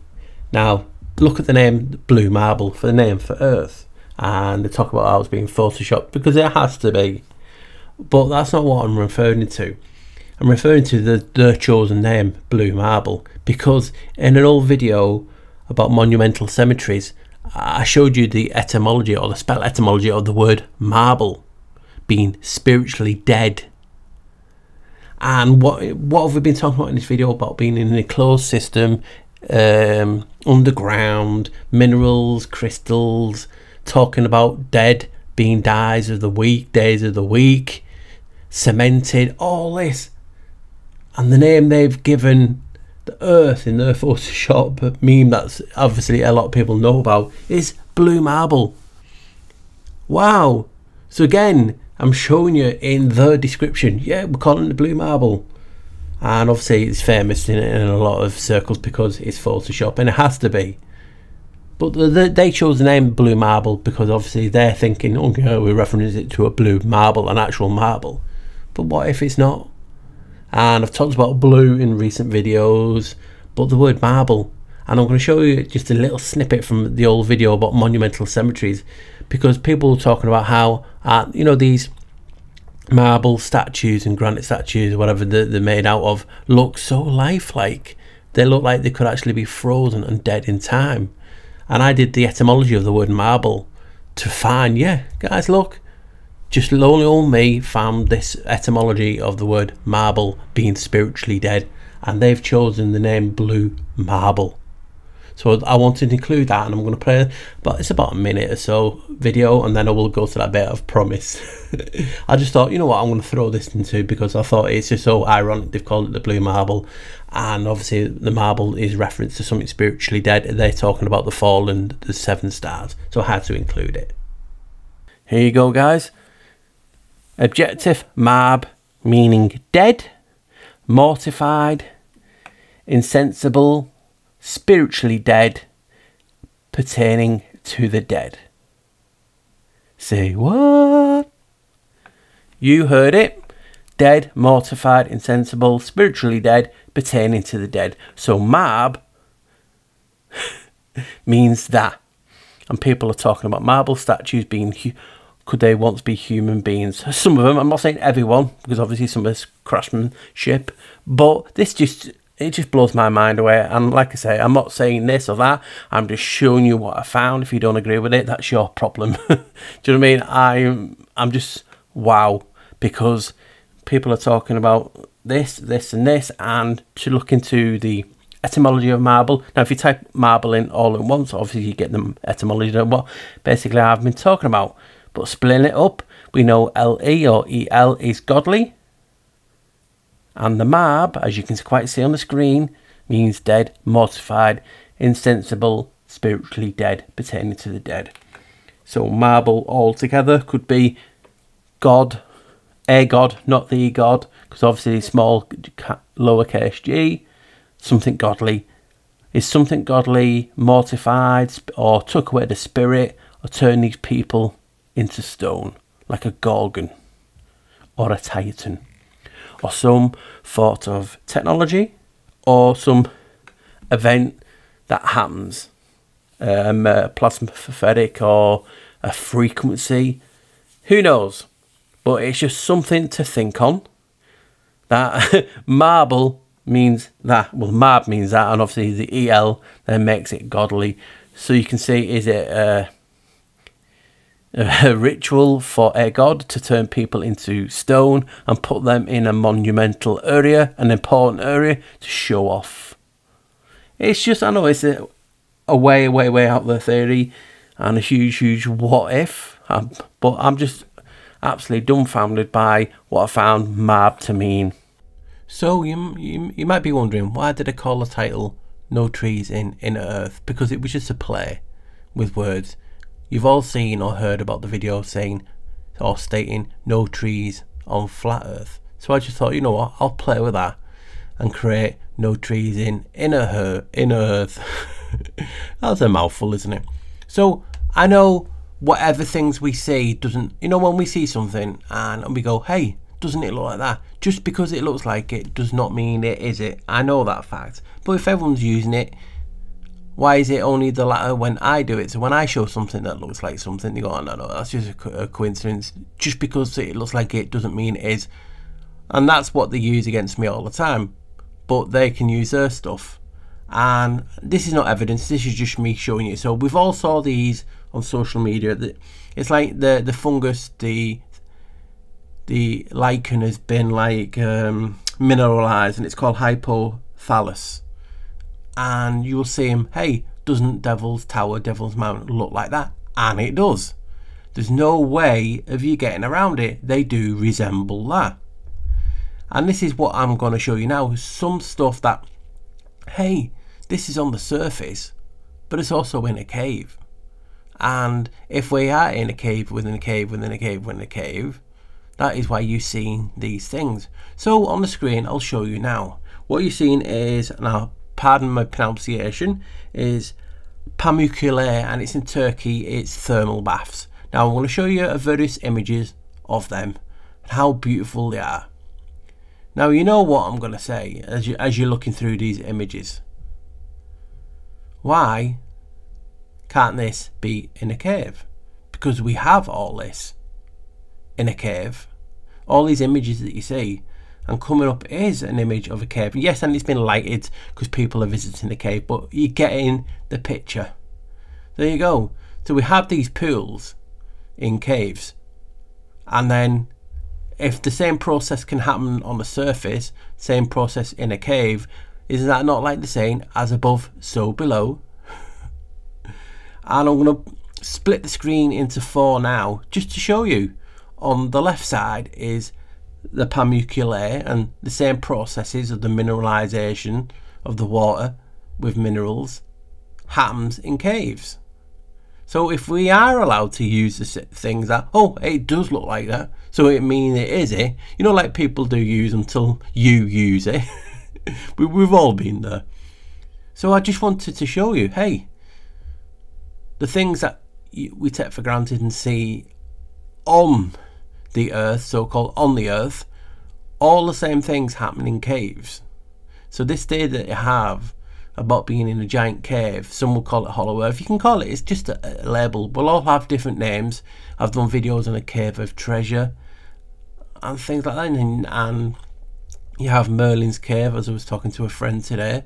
We live in a realm of magic, do we not? We live in a realm that use spells, and on that there's more use of spells in caves. I put a spell on you, and now you're mine. So you just saw the little clip. I put a spell on them and now they are mine. Well, let's have a look at a term that is used for some of the things that you saw in this video already. Speleothem. Speleothem. But have a look. Does that not look like put a spell on them? Come on, if we all can do this play with words thing, you know, that gets used in the community, can't Speleothem mean put a spell on them. A structure formed in a cave by the deposition of minerals from water, and obviously stalactite and stalagmites. Origin Greek speleon, meaning cave, and thermid deposit. Come on guys. I think I may have found something that blew even my mind when I saw it. I thought, hey, looks like put a spell on them. And you know, it's a title that is used by obviously a few other people, and I'm going to show you something now when I find it. So here's just a quickly, and you saw it before, but I'm just going to reiterate it now as we're talking about it. Speleology as an analogue to space exploration, the ESA Caves training program. So caves remain among the most challenging exploration frontiers on planet Earth. They are difficult to access, present a range of unique and unusual environmental characteristics, and can only be mapped through direct human exploration. These challenges and several environmental factors specific to caves mean that speleology shares several analogies with space missions. For humans, cave exploration imposes isolation, confinement, minimal privacy, technical challenges, limited equipment and supplies, a sense of disconnect from the surface and a regular life, a lack of diurnal cycles, and the constant presence of risk. As many as the same challenges are imposed on humans during space exploration, in 2005 the European Space Agency began examining the possibility of using natural cave systems as a platform for astronaut training. And you saw them basically before. And again, I put a spell on you and now you're mine. So as you know, I've mentioned NASA a bit in regard to the cave and the CAVENAUGHTS, and it's widely accepted that a lot of people who work at NASA and former CAVENAUGHTS were Freemasons. Freemasons, Masons work with what? Oh yes, stone, rock. Oh, we live in a cave.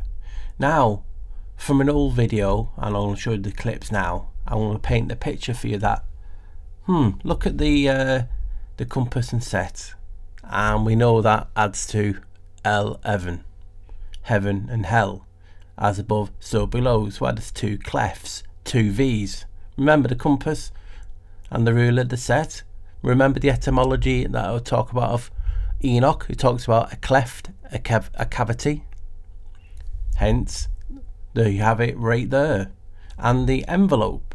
Now, I theorized on these, like I said in the videos, and I'm going to show you that evidence. but that G represents something, and it's going to come straight up. That G basically is, and it's this what's coming up now. So Geode. geode, noun plural, geodes, a small cavity in rock lined with crystals and other mineral matter. Matter, remember, if I change that M to up, it's water, matter. I've talked about that so long ago. So let's have a look at the origin of geode. Greek GE meaning earth. There we go, guys, straight away. I don't need to expand on it. They're telling you it's earth. Geode, earthy, geodes, early 17th century in form of geodes via French and Latin from Greek geodis, earthy from GE meaning earth.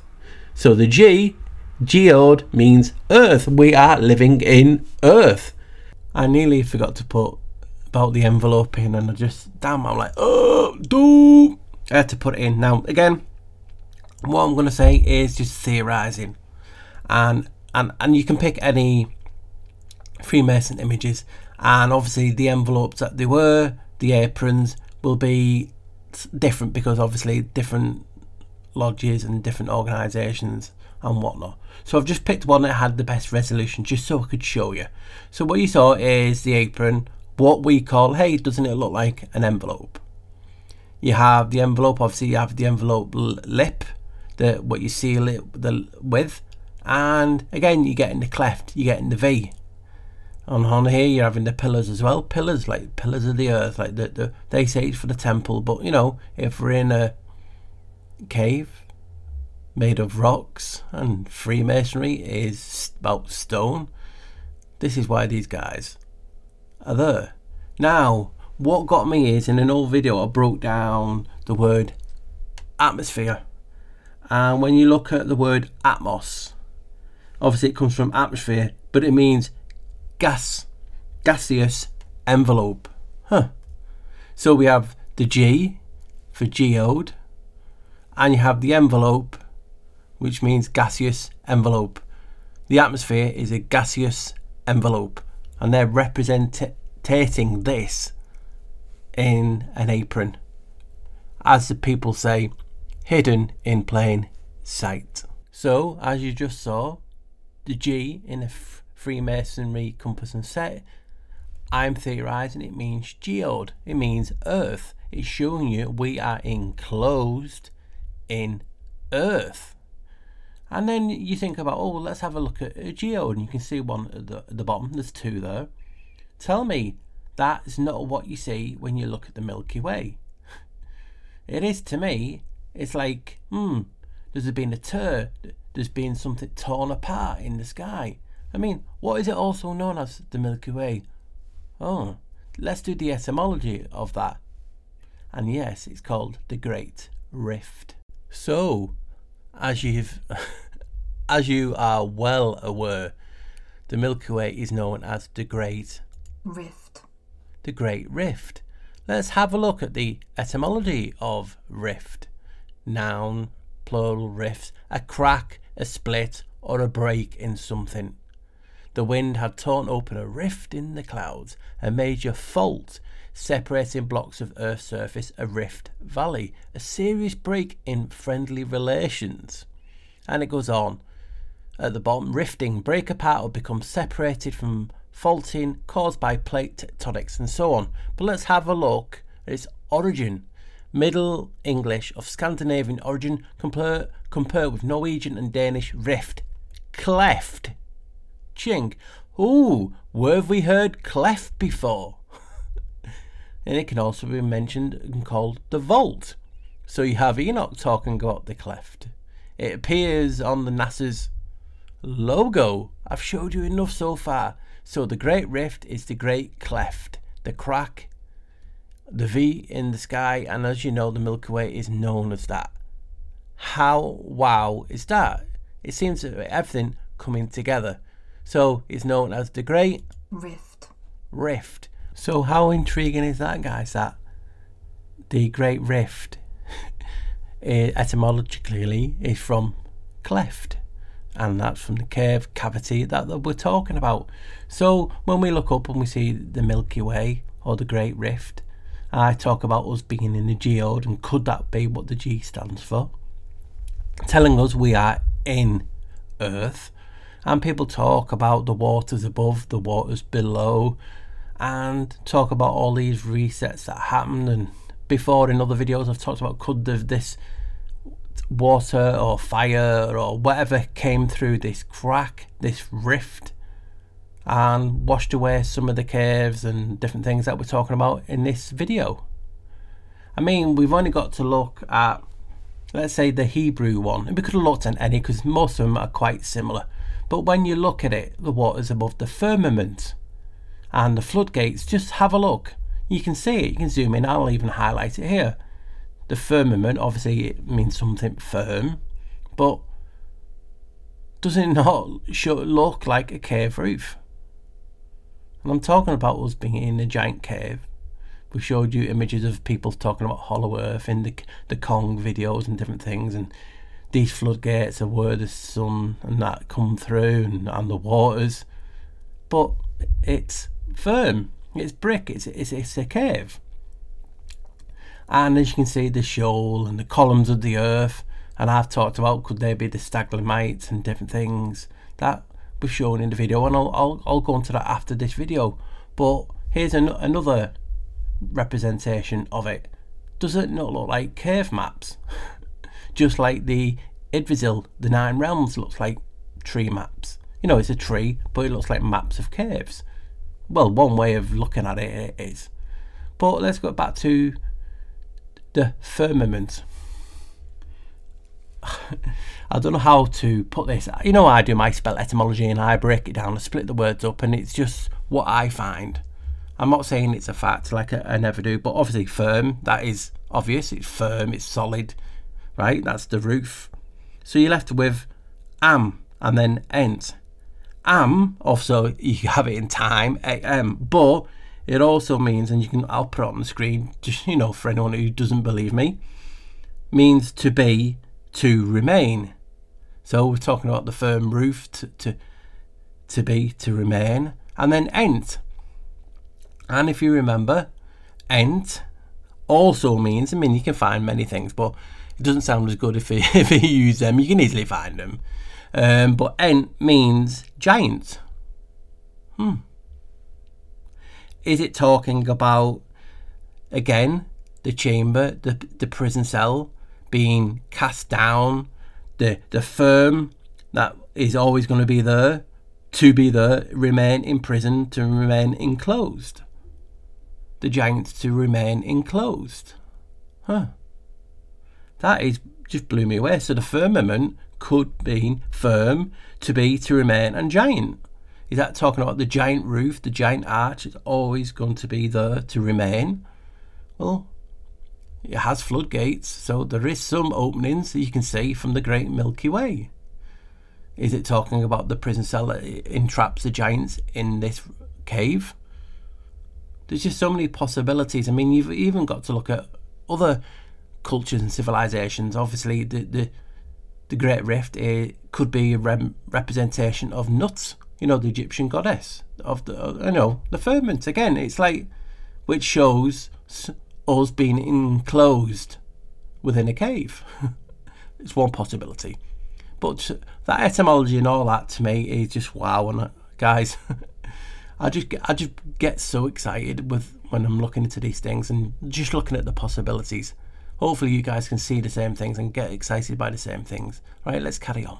Right, what you're going to get now is me just explaining a few of the things. This is not me dissing, calling out, ridiculing anyone else's theory on what they believe this realm and this sort of topics is, because I'm just adding to it, because I love to give people another option.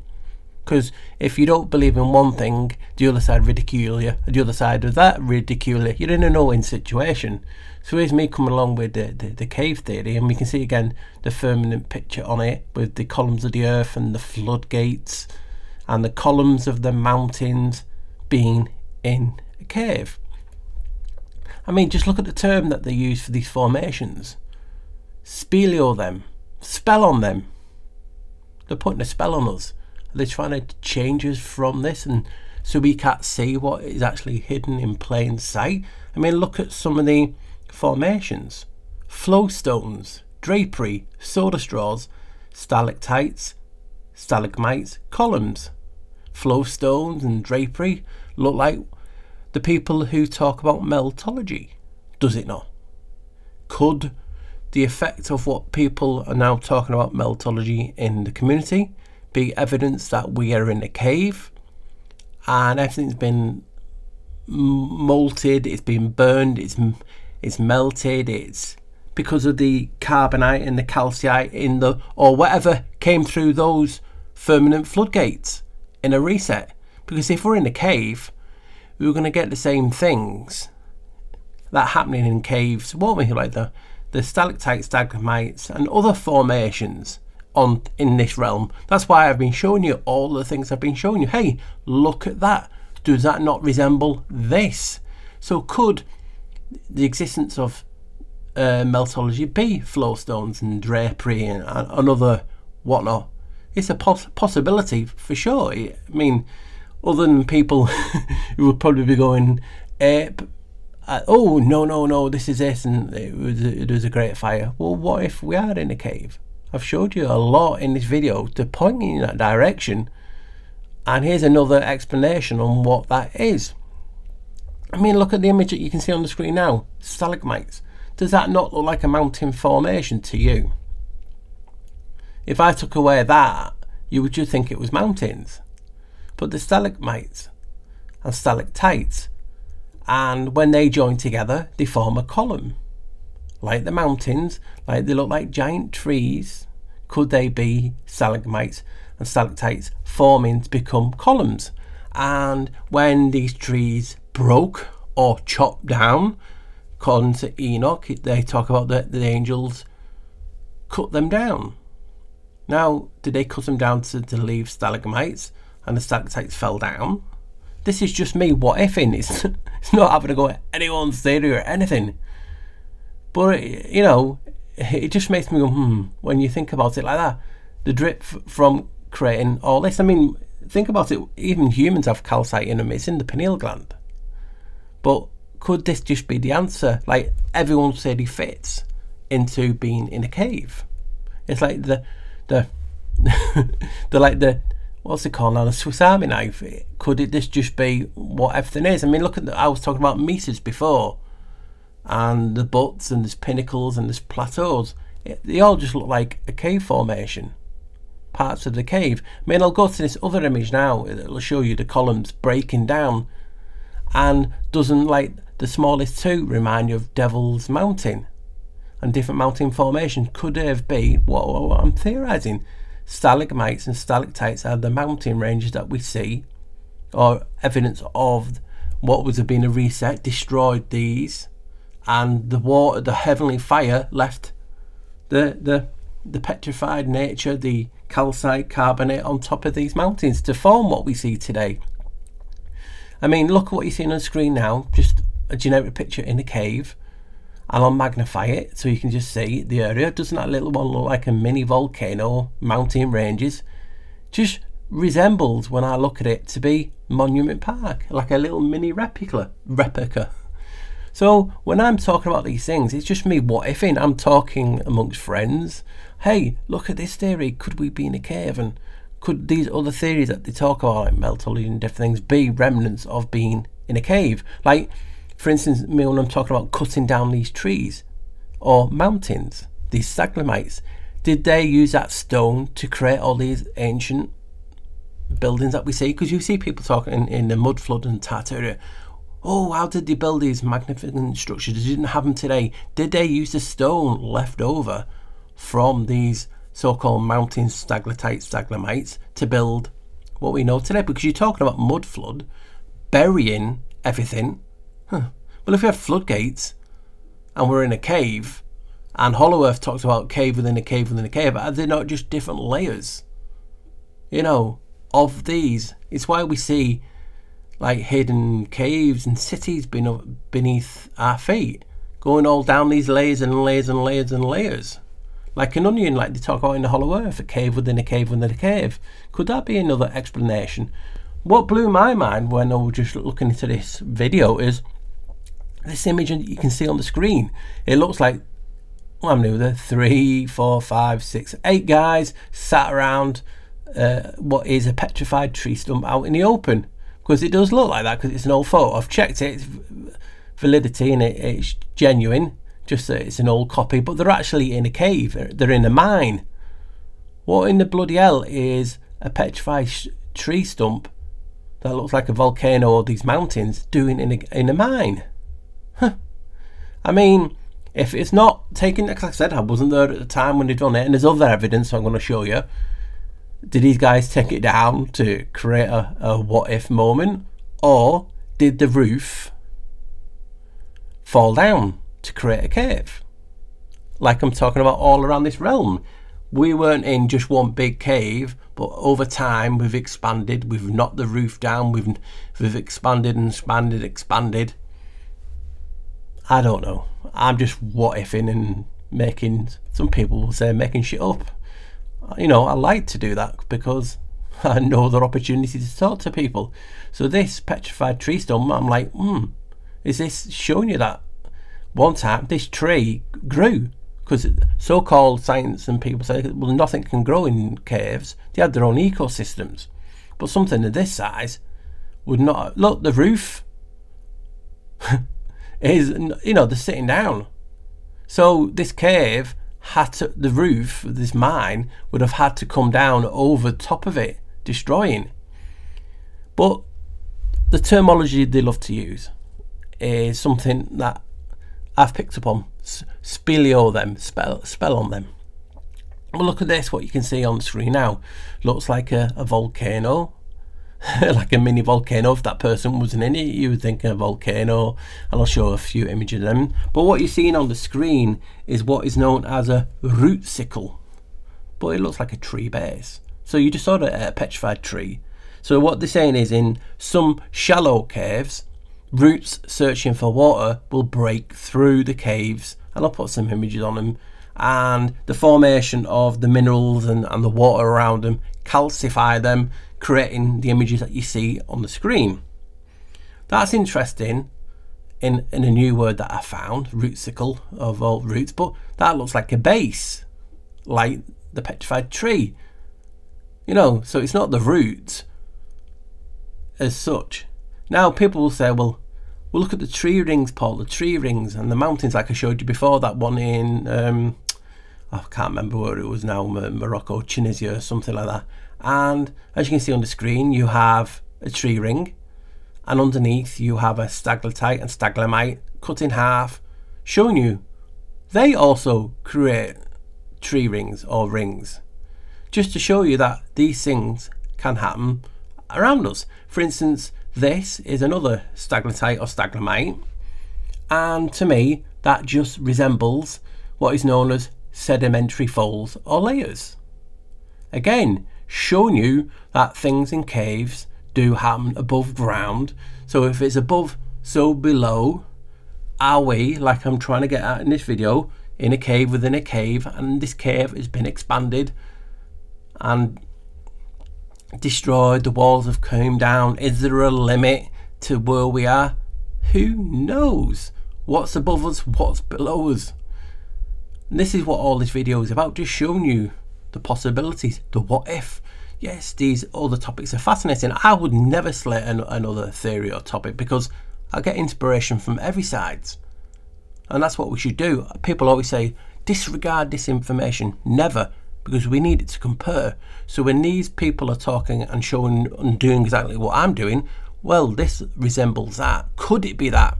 I'm not even saying this is a fact. I'm just showing you that when people say, hey, look at this, does that not look the same as that? Again, like I said earlier, does not mean it is that. But I'm using that as just, you know, a video content to get our brains going, asking that very question. Are we in a cave? What were mountains? Was there a reset? Look at the floodgates that people talk about. Did this water calcify, destroy the mountains that we see around us, forming a cave roof of sorts? Who knows? But that's the beauty of this type of video. It's just a what if to get your brain moving, hopefully in a direction that you guys enjoy. Right, my flockers, I'm going to finish with this because I could keep going for hours and hours and hours, different things, and a lot of my stuff is in other videos that you can go back and check on. So as you can see, here's a desert. A lot of people have talked about it being a mining operation, but could it be remnants of old mountains, the rift in the sky, these stalagmites and stalagmites being chopped down, and all the excess of that product was pushed into this location because it wasn't inhabited as much? Let's have a look at what they say. Sand forms when rocks break down from weathering and eroding over thousands or even millions of years. Rocks take time to decompose, especially quartz, silica and feldspar. Often started thousands of miles from the ocean, rocks slowly travel down rivers and streams, constantly breaking down along the way. So you can just see how sand forms from rocks breaking down. Must have been a lot of bloody rocks to break down. So where did they come from? We've talked about expanding the cave, and this just is the excess being pushed over here. Now if you think I'm going loony, let's have a look what the etymology of desert means, and you'll change your tune when you see what that means. So guys, we're going to have a look, as you can just see, just seen on the etymology on desert. And as you see, abandoned, a person, cause or organisation in a way considered disloyal or treacherous. Some even people talk about the desert as deserters, and hence these at the bottom. Military, illegal, leave the armed forces, of people leave a place causing it to appear empty. Desert. That's the food. I've got cake on the brain. But let's have a look at the origin of desert. Desertus, deserter or deserter. Desert, Middle English. Late Middle English, from Old French deserter, from Latin deserter or deserter, from Latin desertus, left, waste. So the desert is left waste. So what is it waste of? Is it like people theorize about a mining operation? Mining? Why would you mine so much? Because we're in a cave. So it all points to caves. Were these the giant trees or stalagmites, stalactites that I'm talking about that were cut down, creating this left waste? Was this part of the Great Rift coming down and creating the desert? It's left waste after all. So I've never really thought, you know what is desert? Etymology mean, and it tells you straight there, it is left waste. How wow is that? That just blew my mind. You know what I mean? And I hope it has you. I mean, just look at there's so many of them. Something left waste, neuter, participle of desert, leave, forsake. And we've talked about the fall and different things being mountains and all this stuff in regard to a cave. And you know, I've done videos in this cave series like the cave of treasures, Adam and Eve. It's my mind's just blown. But as you can just see, desert means left waste. How crazy is that? Yeah, they call me the black sheep. You know they call me the black sheep. Hello and welcome to the Black Sheep Researcher. Now, if you're still awake after that, and if you are, well done. It was a long video, I know. So like always, I want to thank you all guys for the love and support. Guys, you humble me. You do. You really do. I appreciate the support that you show. Make sure though. Did you jump then? Did your dog jump? Your cats? Like, share and subscribe. That'll show you how much.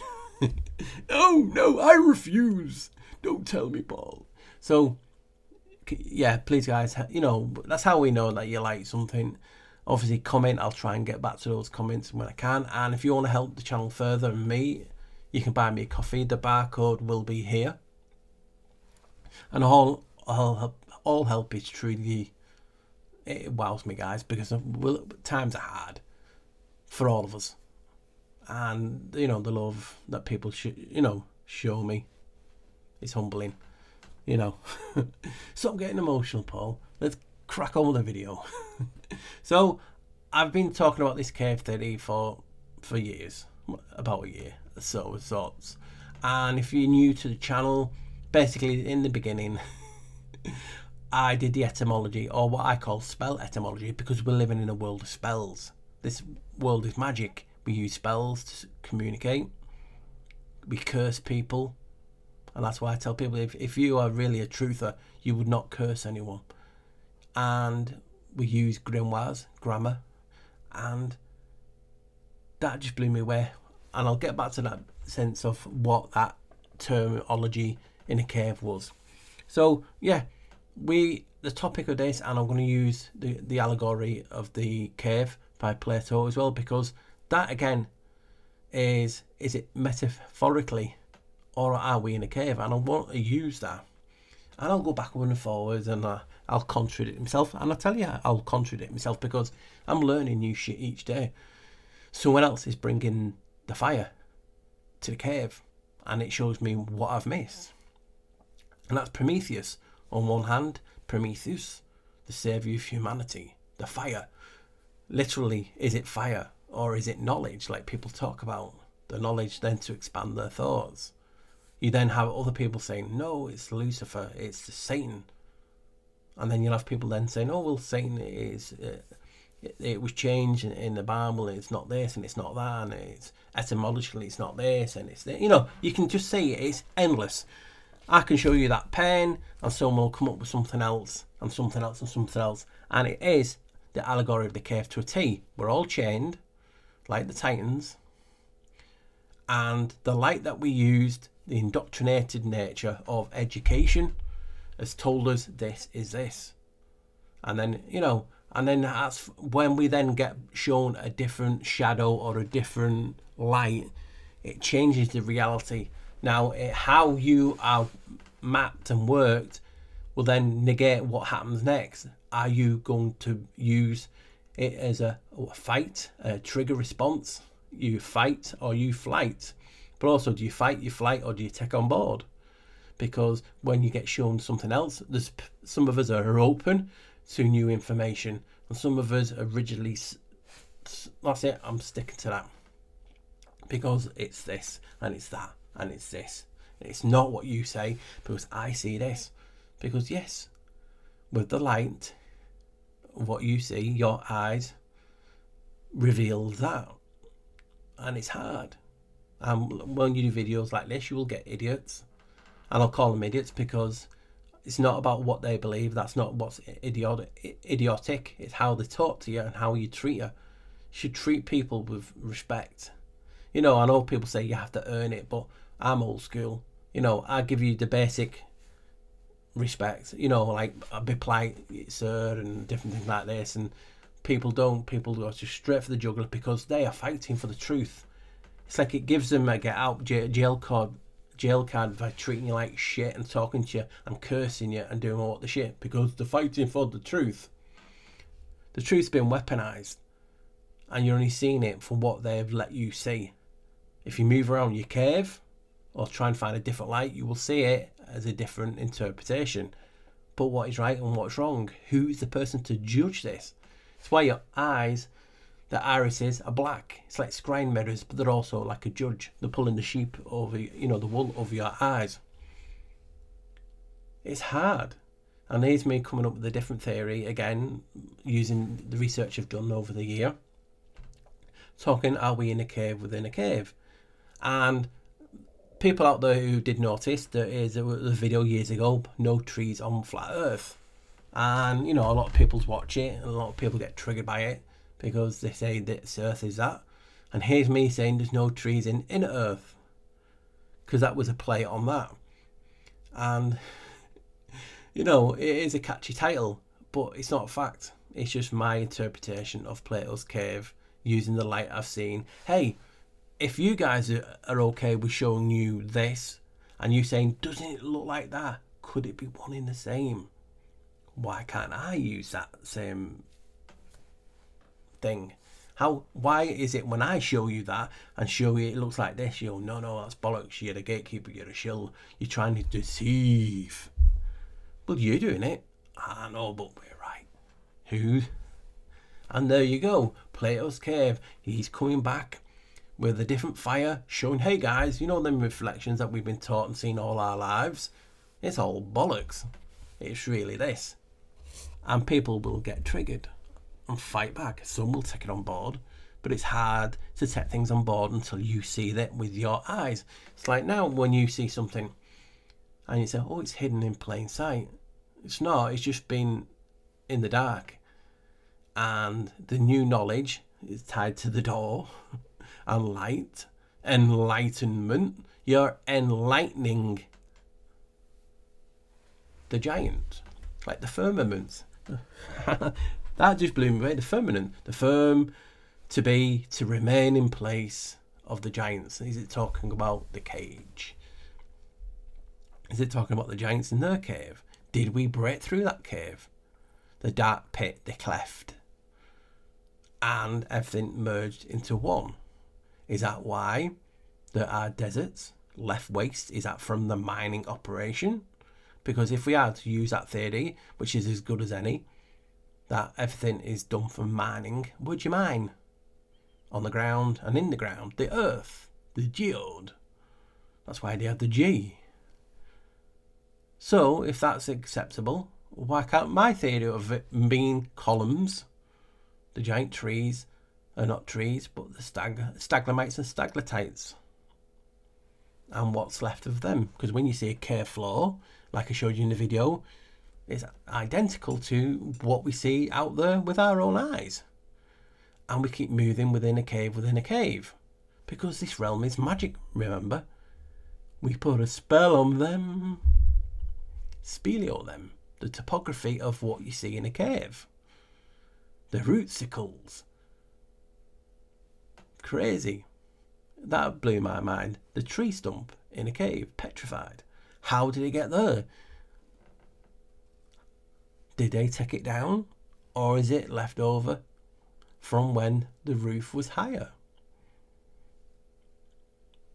You know, I just get excited, guys, and hopefully that's come across it in the video. I stopped it there because I didn't want to go on too much, because there's loads I could have done with it. There's loads of videos that I've done in it.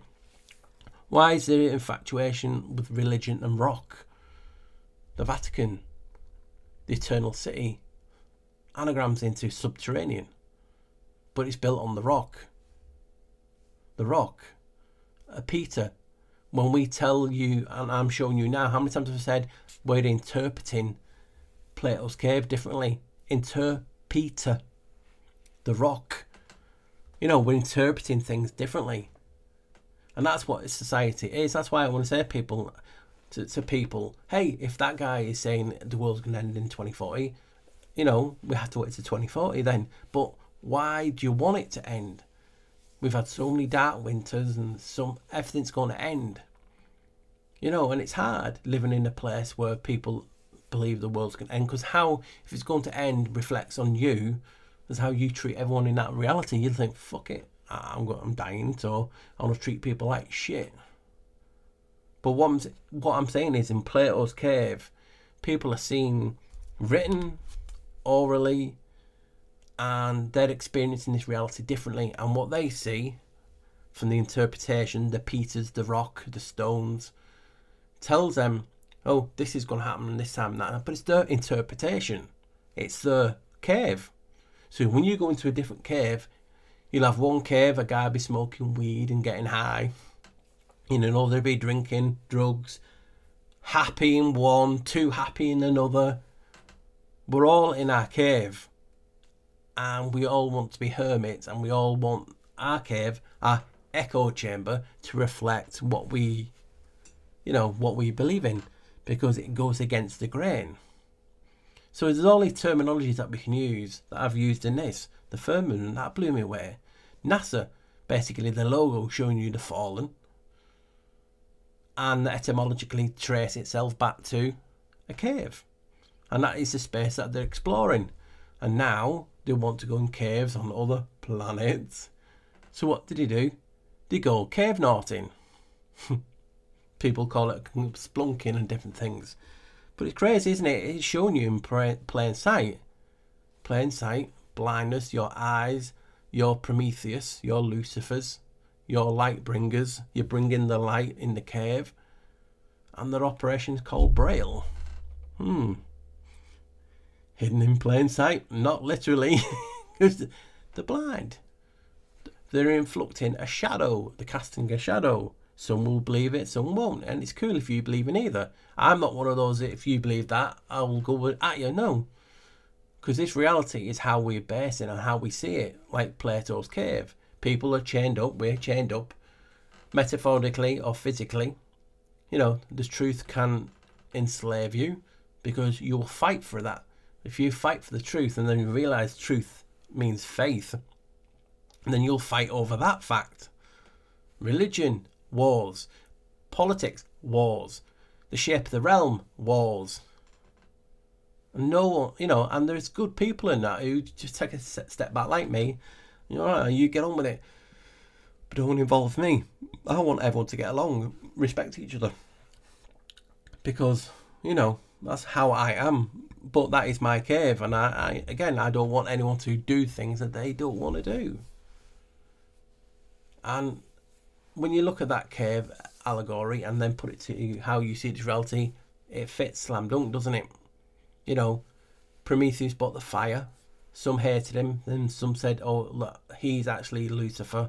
Then he's tied to Satan. Then you'll have people saying about Satan etymology, it doesn't mean that. And then you're lost. And that has happened since the day of Dot. You'll have like Aristotle and Pythagoras and all these people theorizing and talking about stuff in this reality, and it's taken as fact because it's in that cave. We're in their cave. But then you go to another cave and they'll say no, it's differently, and then you're torn between them, and that is the fighting, the aggression that is shown because you're triggered.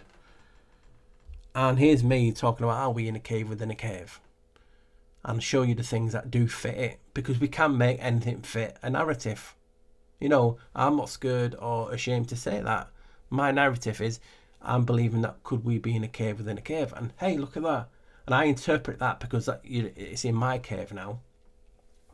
And I interpret that, doesn't that look like that? Wow, it does. So does that mean it's that? And then you get carried away and excited. Oh, NASA means cave. And all this topography is a spell on them, and I'm dazzling you with ease. But in the end of the day, it's just the light, my light, the light you guys help me to fuel. And I'm like, whoa, firmament and all this, and people talk about how the ancients, ancient statues, they're lifelike. It's like they're petrified, made out of marble. Means they're petrified, spiritually dead. Did something happen? Did the great rift open? A reset happened, a flood of fire, heavenly fire. Is this what people talk about meltology? And we'll have people who ridicule that side, and you'll have idiots on the meltology side ridiculing them. Because I can find an idiot in any community. It's a good people, and I have people who follow these topics, and they're really lovely people. Because there's good and bad apples in everything, and we only remember the bad ones, and it puts off people. But all these ideas of your cave, flat, concave, melt, you know, crater Earth, do they not all fit in a cave? Yes, but that does not mean it is a cave. I just want information to be put in and used by you guys to think, you know what, start looking at all the things that you've seen in your cave and then see if it'll transfer to a cave. And 99 times out of 100 it will. Is my theory perfect? Is it buggery? But you know, it's a journey, it's a path. It's why religion is associated with rocks and the Peters and information. That enlightenment is interpreting is a rock, is a stone. It's mind-blowing when you start to look at things a little bit differently. Like the mining thing that I talked about. The deserts left waste. Left waste of what? This mining operation that happened all around the world. But where do you mine? You mine in the earth and in caves. So we made the cave bigger. We made the cave that we're in bigger. Did we go through the prison section that let loose the titans? You know, it's just all thought theories on my behalf to show you. We had Adam and Eve get thrown out of Eden, if you believe in that, and they went to stay in a cave. We have caveman. You could be sitting in your man cave listening to this. Gets you thinking, doesn't it? Now again, I don't want anyone to think, oh, Paul's having a go at these and that. I'm not. So don't edit it to make it look like that. Anyone with common sense knows that's just not me. I've never been that type of person. It's not my style. I love seeing a different opinion and interpretation because it helps me. It gives me ideas, gives me fuel. Because all of these theories, like I've said to you in the video, if you're really honest with yourself and take a step back, crater Earth, concave, flat, infinite flat, whatever you believe in, even the people that believe in a globe, it's all magical. You're all like, how does that even work? Really? Really? And you're like that, you have to be. Because whatever. And then you have people who believe in a simulation, like a computer game. It's all magical, and it messes with your head if you think about it. Because you're like, oh my God. And then you'll have people like me, it's open, think, you know, take that from that, because that fits. Take that from that, that fits. Take that from that, that fits. And then you're making your cave into a different reality again. So it's like all these theories of what this realm is can fit into a cave. Because you look at a cave, you know, it has the crater type of effect, wall, ceiling, it has a flat aspect, it has a curved aspect. Again, where's the cave walls? Is it the ice wall? Is there something beyond that? Is that a lie? And again, all information that we get is from other people. And others people is an interpretation. They're using their flame, their eyes, to interpret what they've seen. It's like Chinese whispers. It always changes because they're interpreting what they hear and then mould it into what their belief is. Like with this, don't take this as fact. I'm just showing you some interesting tidbits and saying, wow, let's use that then. If they're saying it looks like this, and hey, look at that, doesn't look at the tree ring on the mountain, but hey, that does look like a stalagmite, because there is stalagmites and stalactites. When you cut them up, show the same rings. Did this water from this great rift, did all that rubble create the deserts and the water flooded? Because it's leftover waste. It didn't mind. They're all possible. Is all of the above. You know, and we talk about all these giant trees. The Bible's versions of the giant tree, in the Bible and stuff like that, giant trees are known as mountains and they're known as altars. Did all these ancient civilizations, some people believe in Tartaria as an ancient race of people with, you know, technology so far advanced, they built all these lovely buildings. Where did the stone come from? Did it come from the quarries mining? Did it come from these giant trees, these mountains, which they do get out of quarries? And that's why they don't build them anymore, because they've used all the stone from these altars. You just playing with your mind. And again, Plato's cave, you know, a guy comes in, they're all chained with a new flame. Hey guys, I'm here to rescue you. Do-do-do-do. This is what the reality is. And people will fight it. People we'll take it on board. You know, we'll always have the alternatives: fight or flight or take the shit on board. You know, that's why I always say don't take the red or blue pill. Take another different pill. Don't take a pill. Kick the door down. Look for yourself, because we're in a cave. And that's how why reality changes. It's why we see so much out there. Because you can literally tell me a topic and I can go research it and I can find anything occult, satanic, angelic, wow, about any topic. Because it's how we interpret it, the information ourselves. And that's just what this video is. It's me interpreting all my videos. And seeing that old video about there's no trees on flat earth and thinking, well, if we are flat, well, that don't fit that bit. And people are arguing over maps. Maps are spanned backwards. And every map is a lie. It has an agenda to promote it. It's like you now, you owned your land and someone actually made a map. Oh, so I'll make that 100 feet that way. I'll make it a bit bigger. I've got more land now. It's mine. It's on the map. You know, so they have an agenda. It's like why in reality was it not always north and centre of the earth, you know, centre of the earth, the centre of civilization. There's so many things. Science says it's a core and different things. It's endless. So here's me saying a layer and a layer, and we talk about mud flood and Tartaria.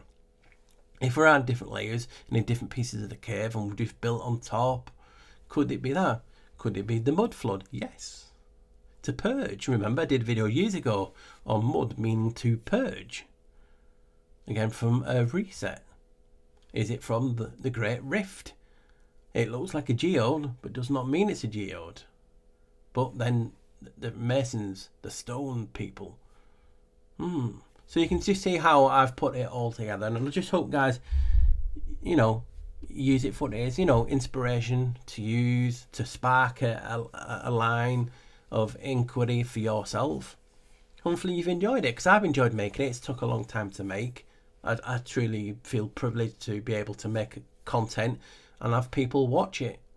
It's mind-blowing. You know, the love that you show, it gets me through life, you know, and hopefully I can help people get through theirs, you know. And that's why I don't try and do too much negative stuff, because, you know, it doesn't reflect on my personality. You know what I mean? I like to be more positive, but people are more negative, and there's no shame in that. You know, we're positive and negative.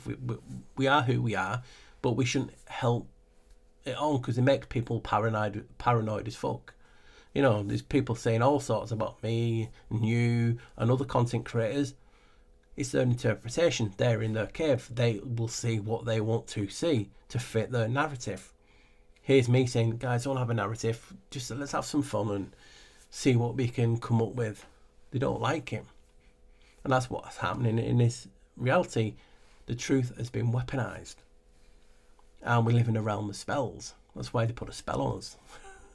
That's why the topography, and it just mind blows, because if I'm really honest and I'm like, Matt, are we really in a cave ball? Are we really on a globe? Are we really in a concave? Are we really on a flat plane? Are we really on crater Earth? But they all fit. You know, so this is the best I've got to work with at the minute. But where's the walls? Where's the roof? Why do planes only go at a certain height? Why did they set rockets off, so-called, you know, the dome, and hit the dome? Is it a firmament? The firmament means to remain in place of the giants. So you can see my enjoyment of where I find this information. Hopefully you will find that. So guys, I don't want to go into too much, but just use the allegory of Plato's cave as inspiration on how this works. You'll have some guy running down the hill with another flame. Hey guys, let's put this in. And then, whoa, it changes your reality instantly. And you either fight, you run away from that interpretation of the truth, or you go, I like that, let's stick another one in, see what that does. You know, and there's always that being type of people. So enjoy it, guys. Thank you if you've enjoyed it. All the information, I'm not going all the way through it because it's long enough as it is. I just want to give you a quick flavour and a brief what's going on in his head, and use that allegory of the cave. Is that an actual metaphorically talking about we are in a cave, you know, and all the subterranean, how all religions are influxed with stones and rock, It's just a mind blower. And are we living in a cave? There's no trees in Earth. All the hollow Earth push. Hollow means cave. So guys, stay safe. Always wear a smile. Have a good fart on me. And if you want to help the channel, please like, share and subscribe. And if you want to go a little bit more, you know, appreciation for the channel and myself, buy me a coffee or buy me a bite. It's on the screen. And I'll see you next time. Hopefully you're still awake. Back in the room, back in the room. Bye guys. Much love.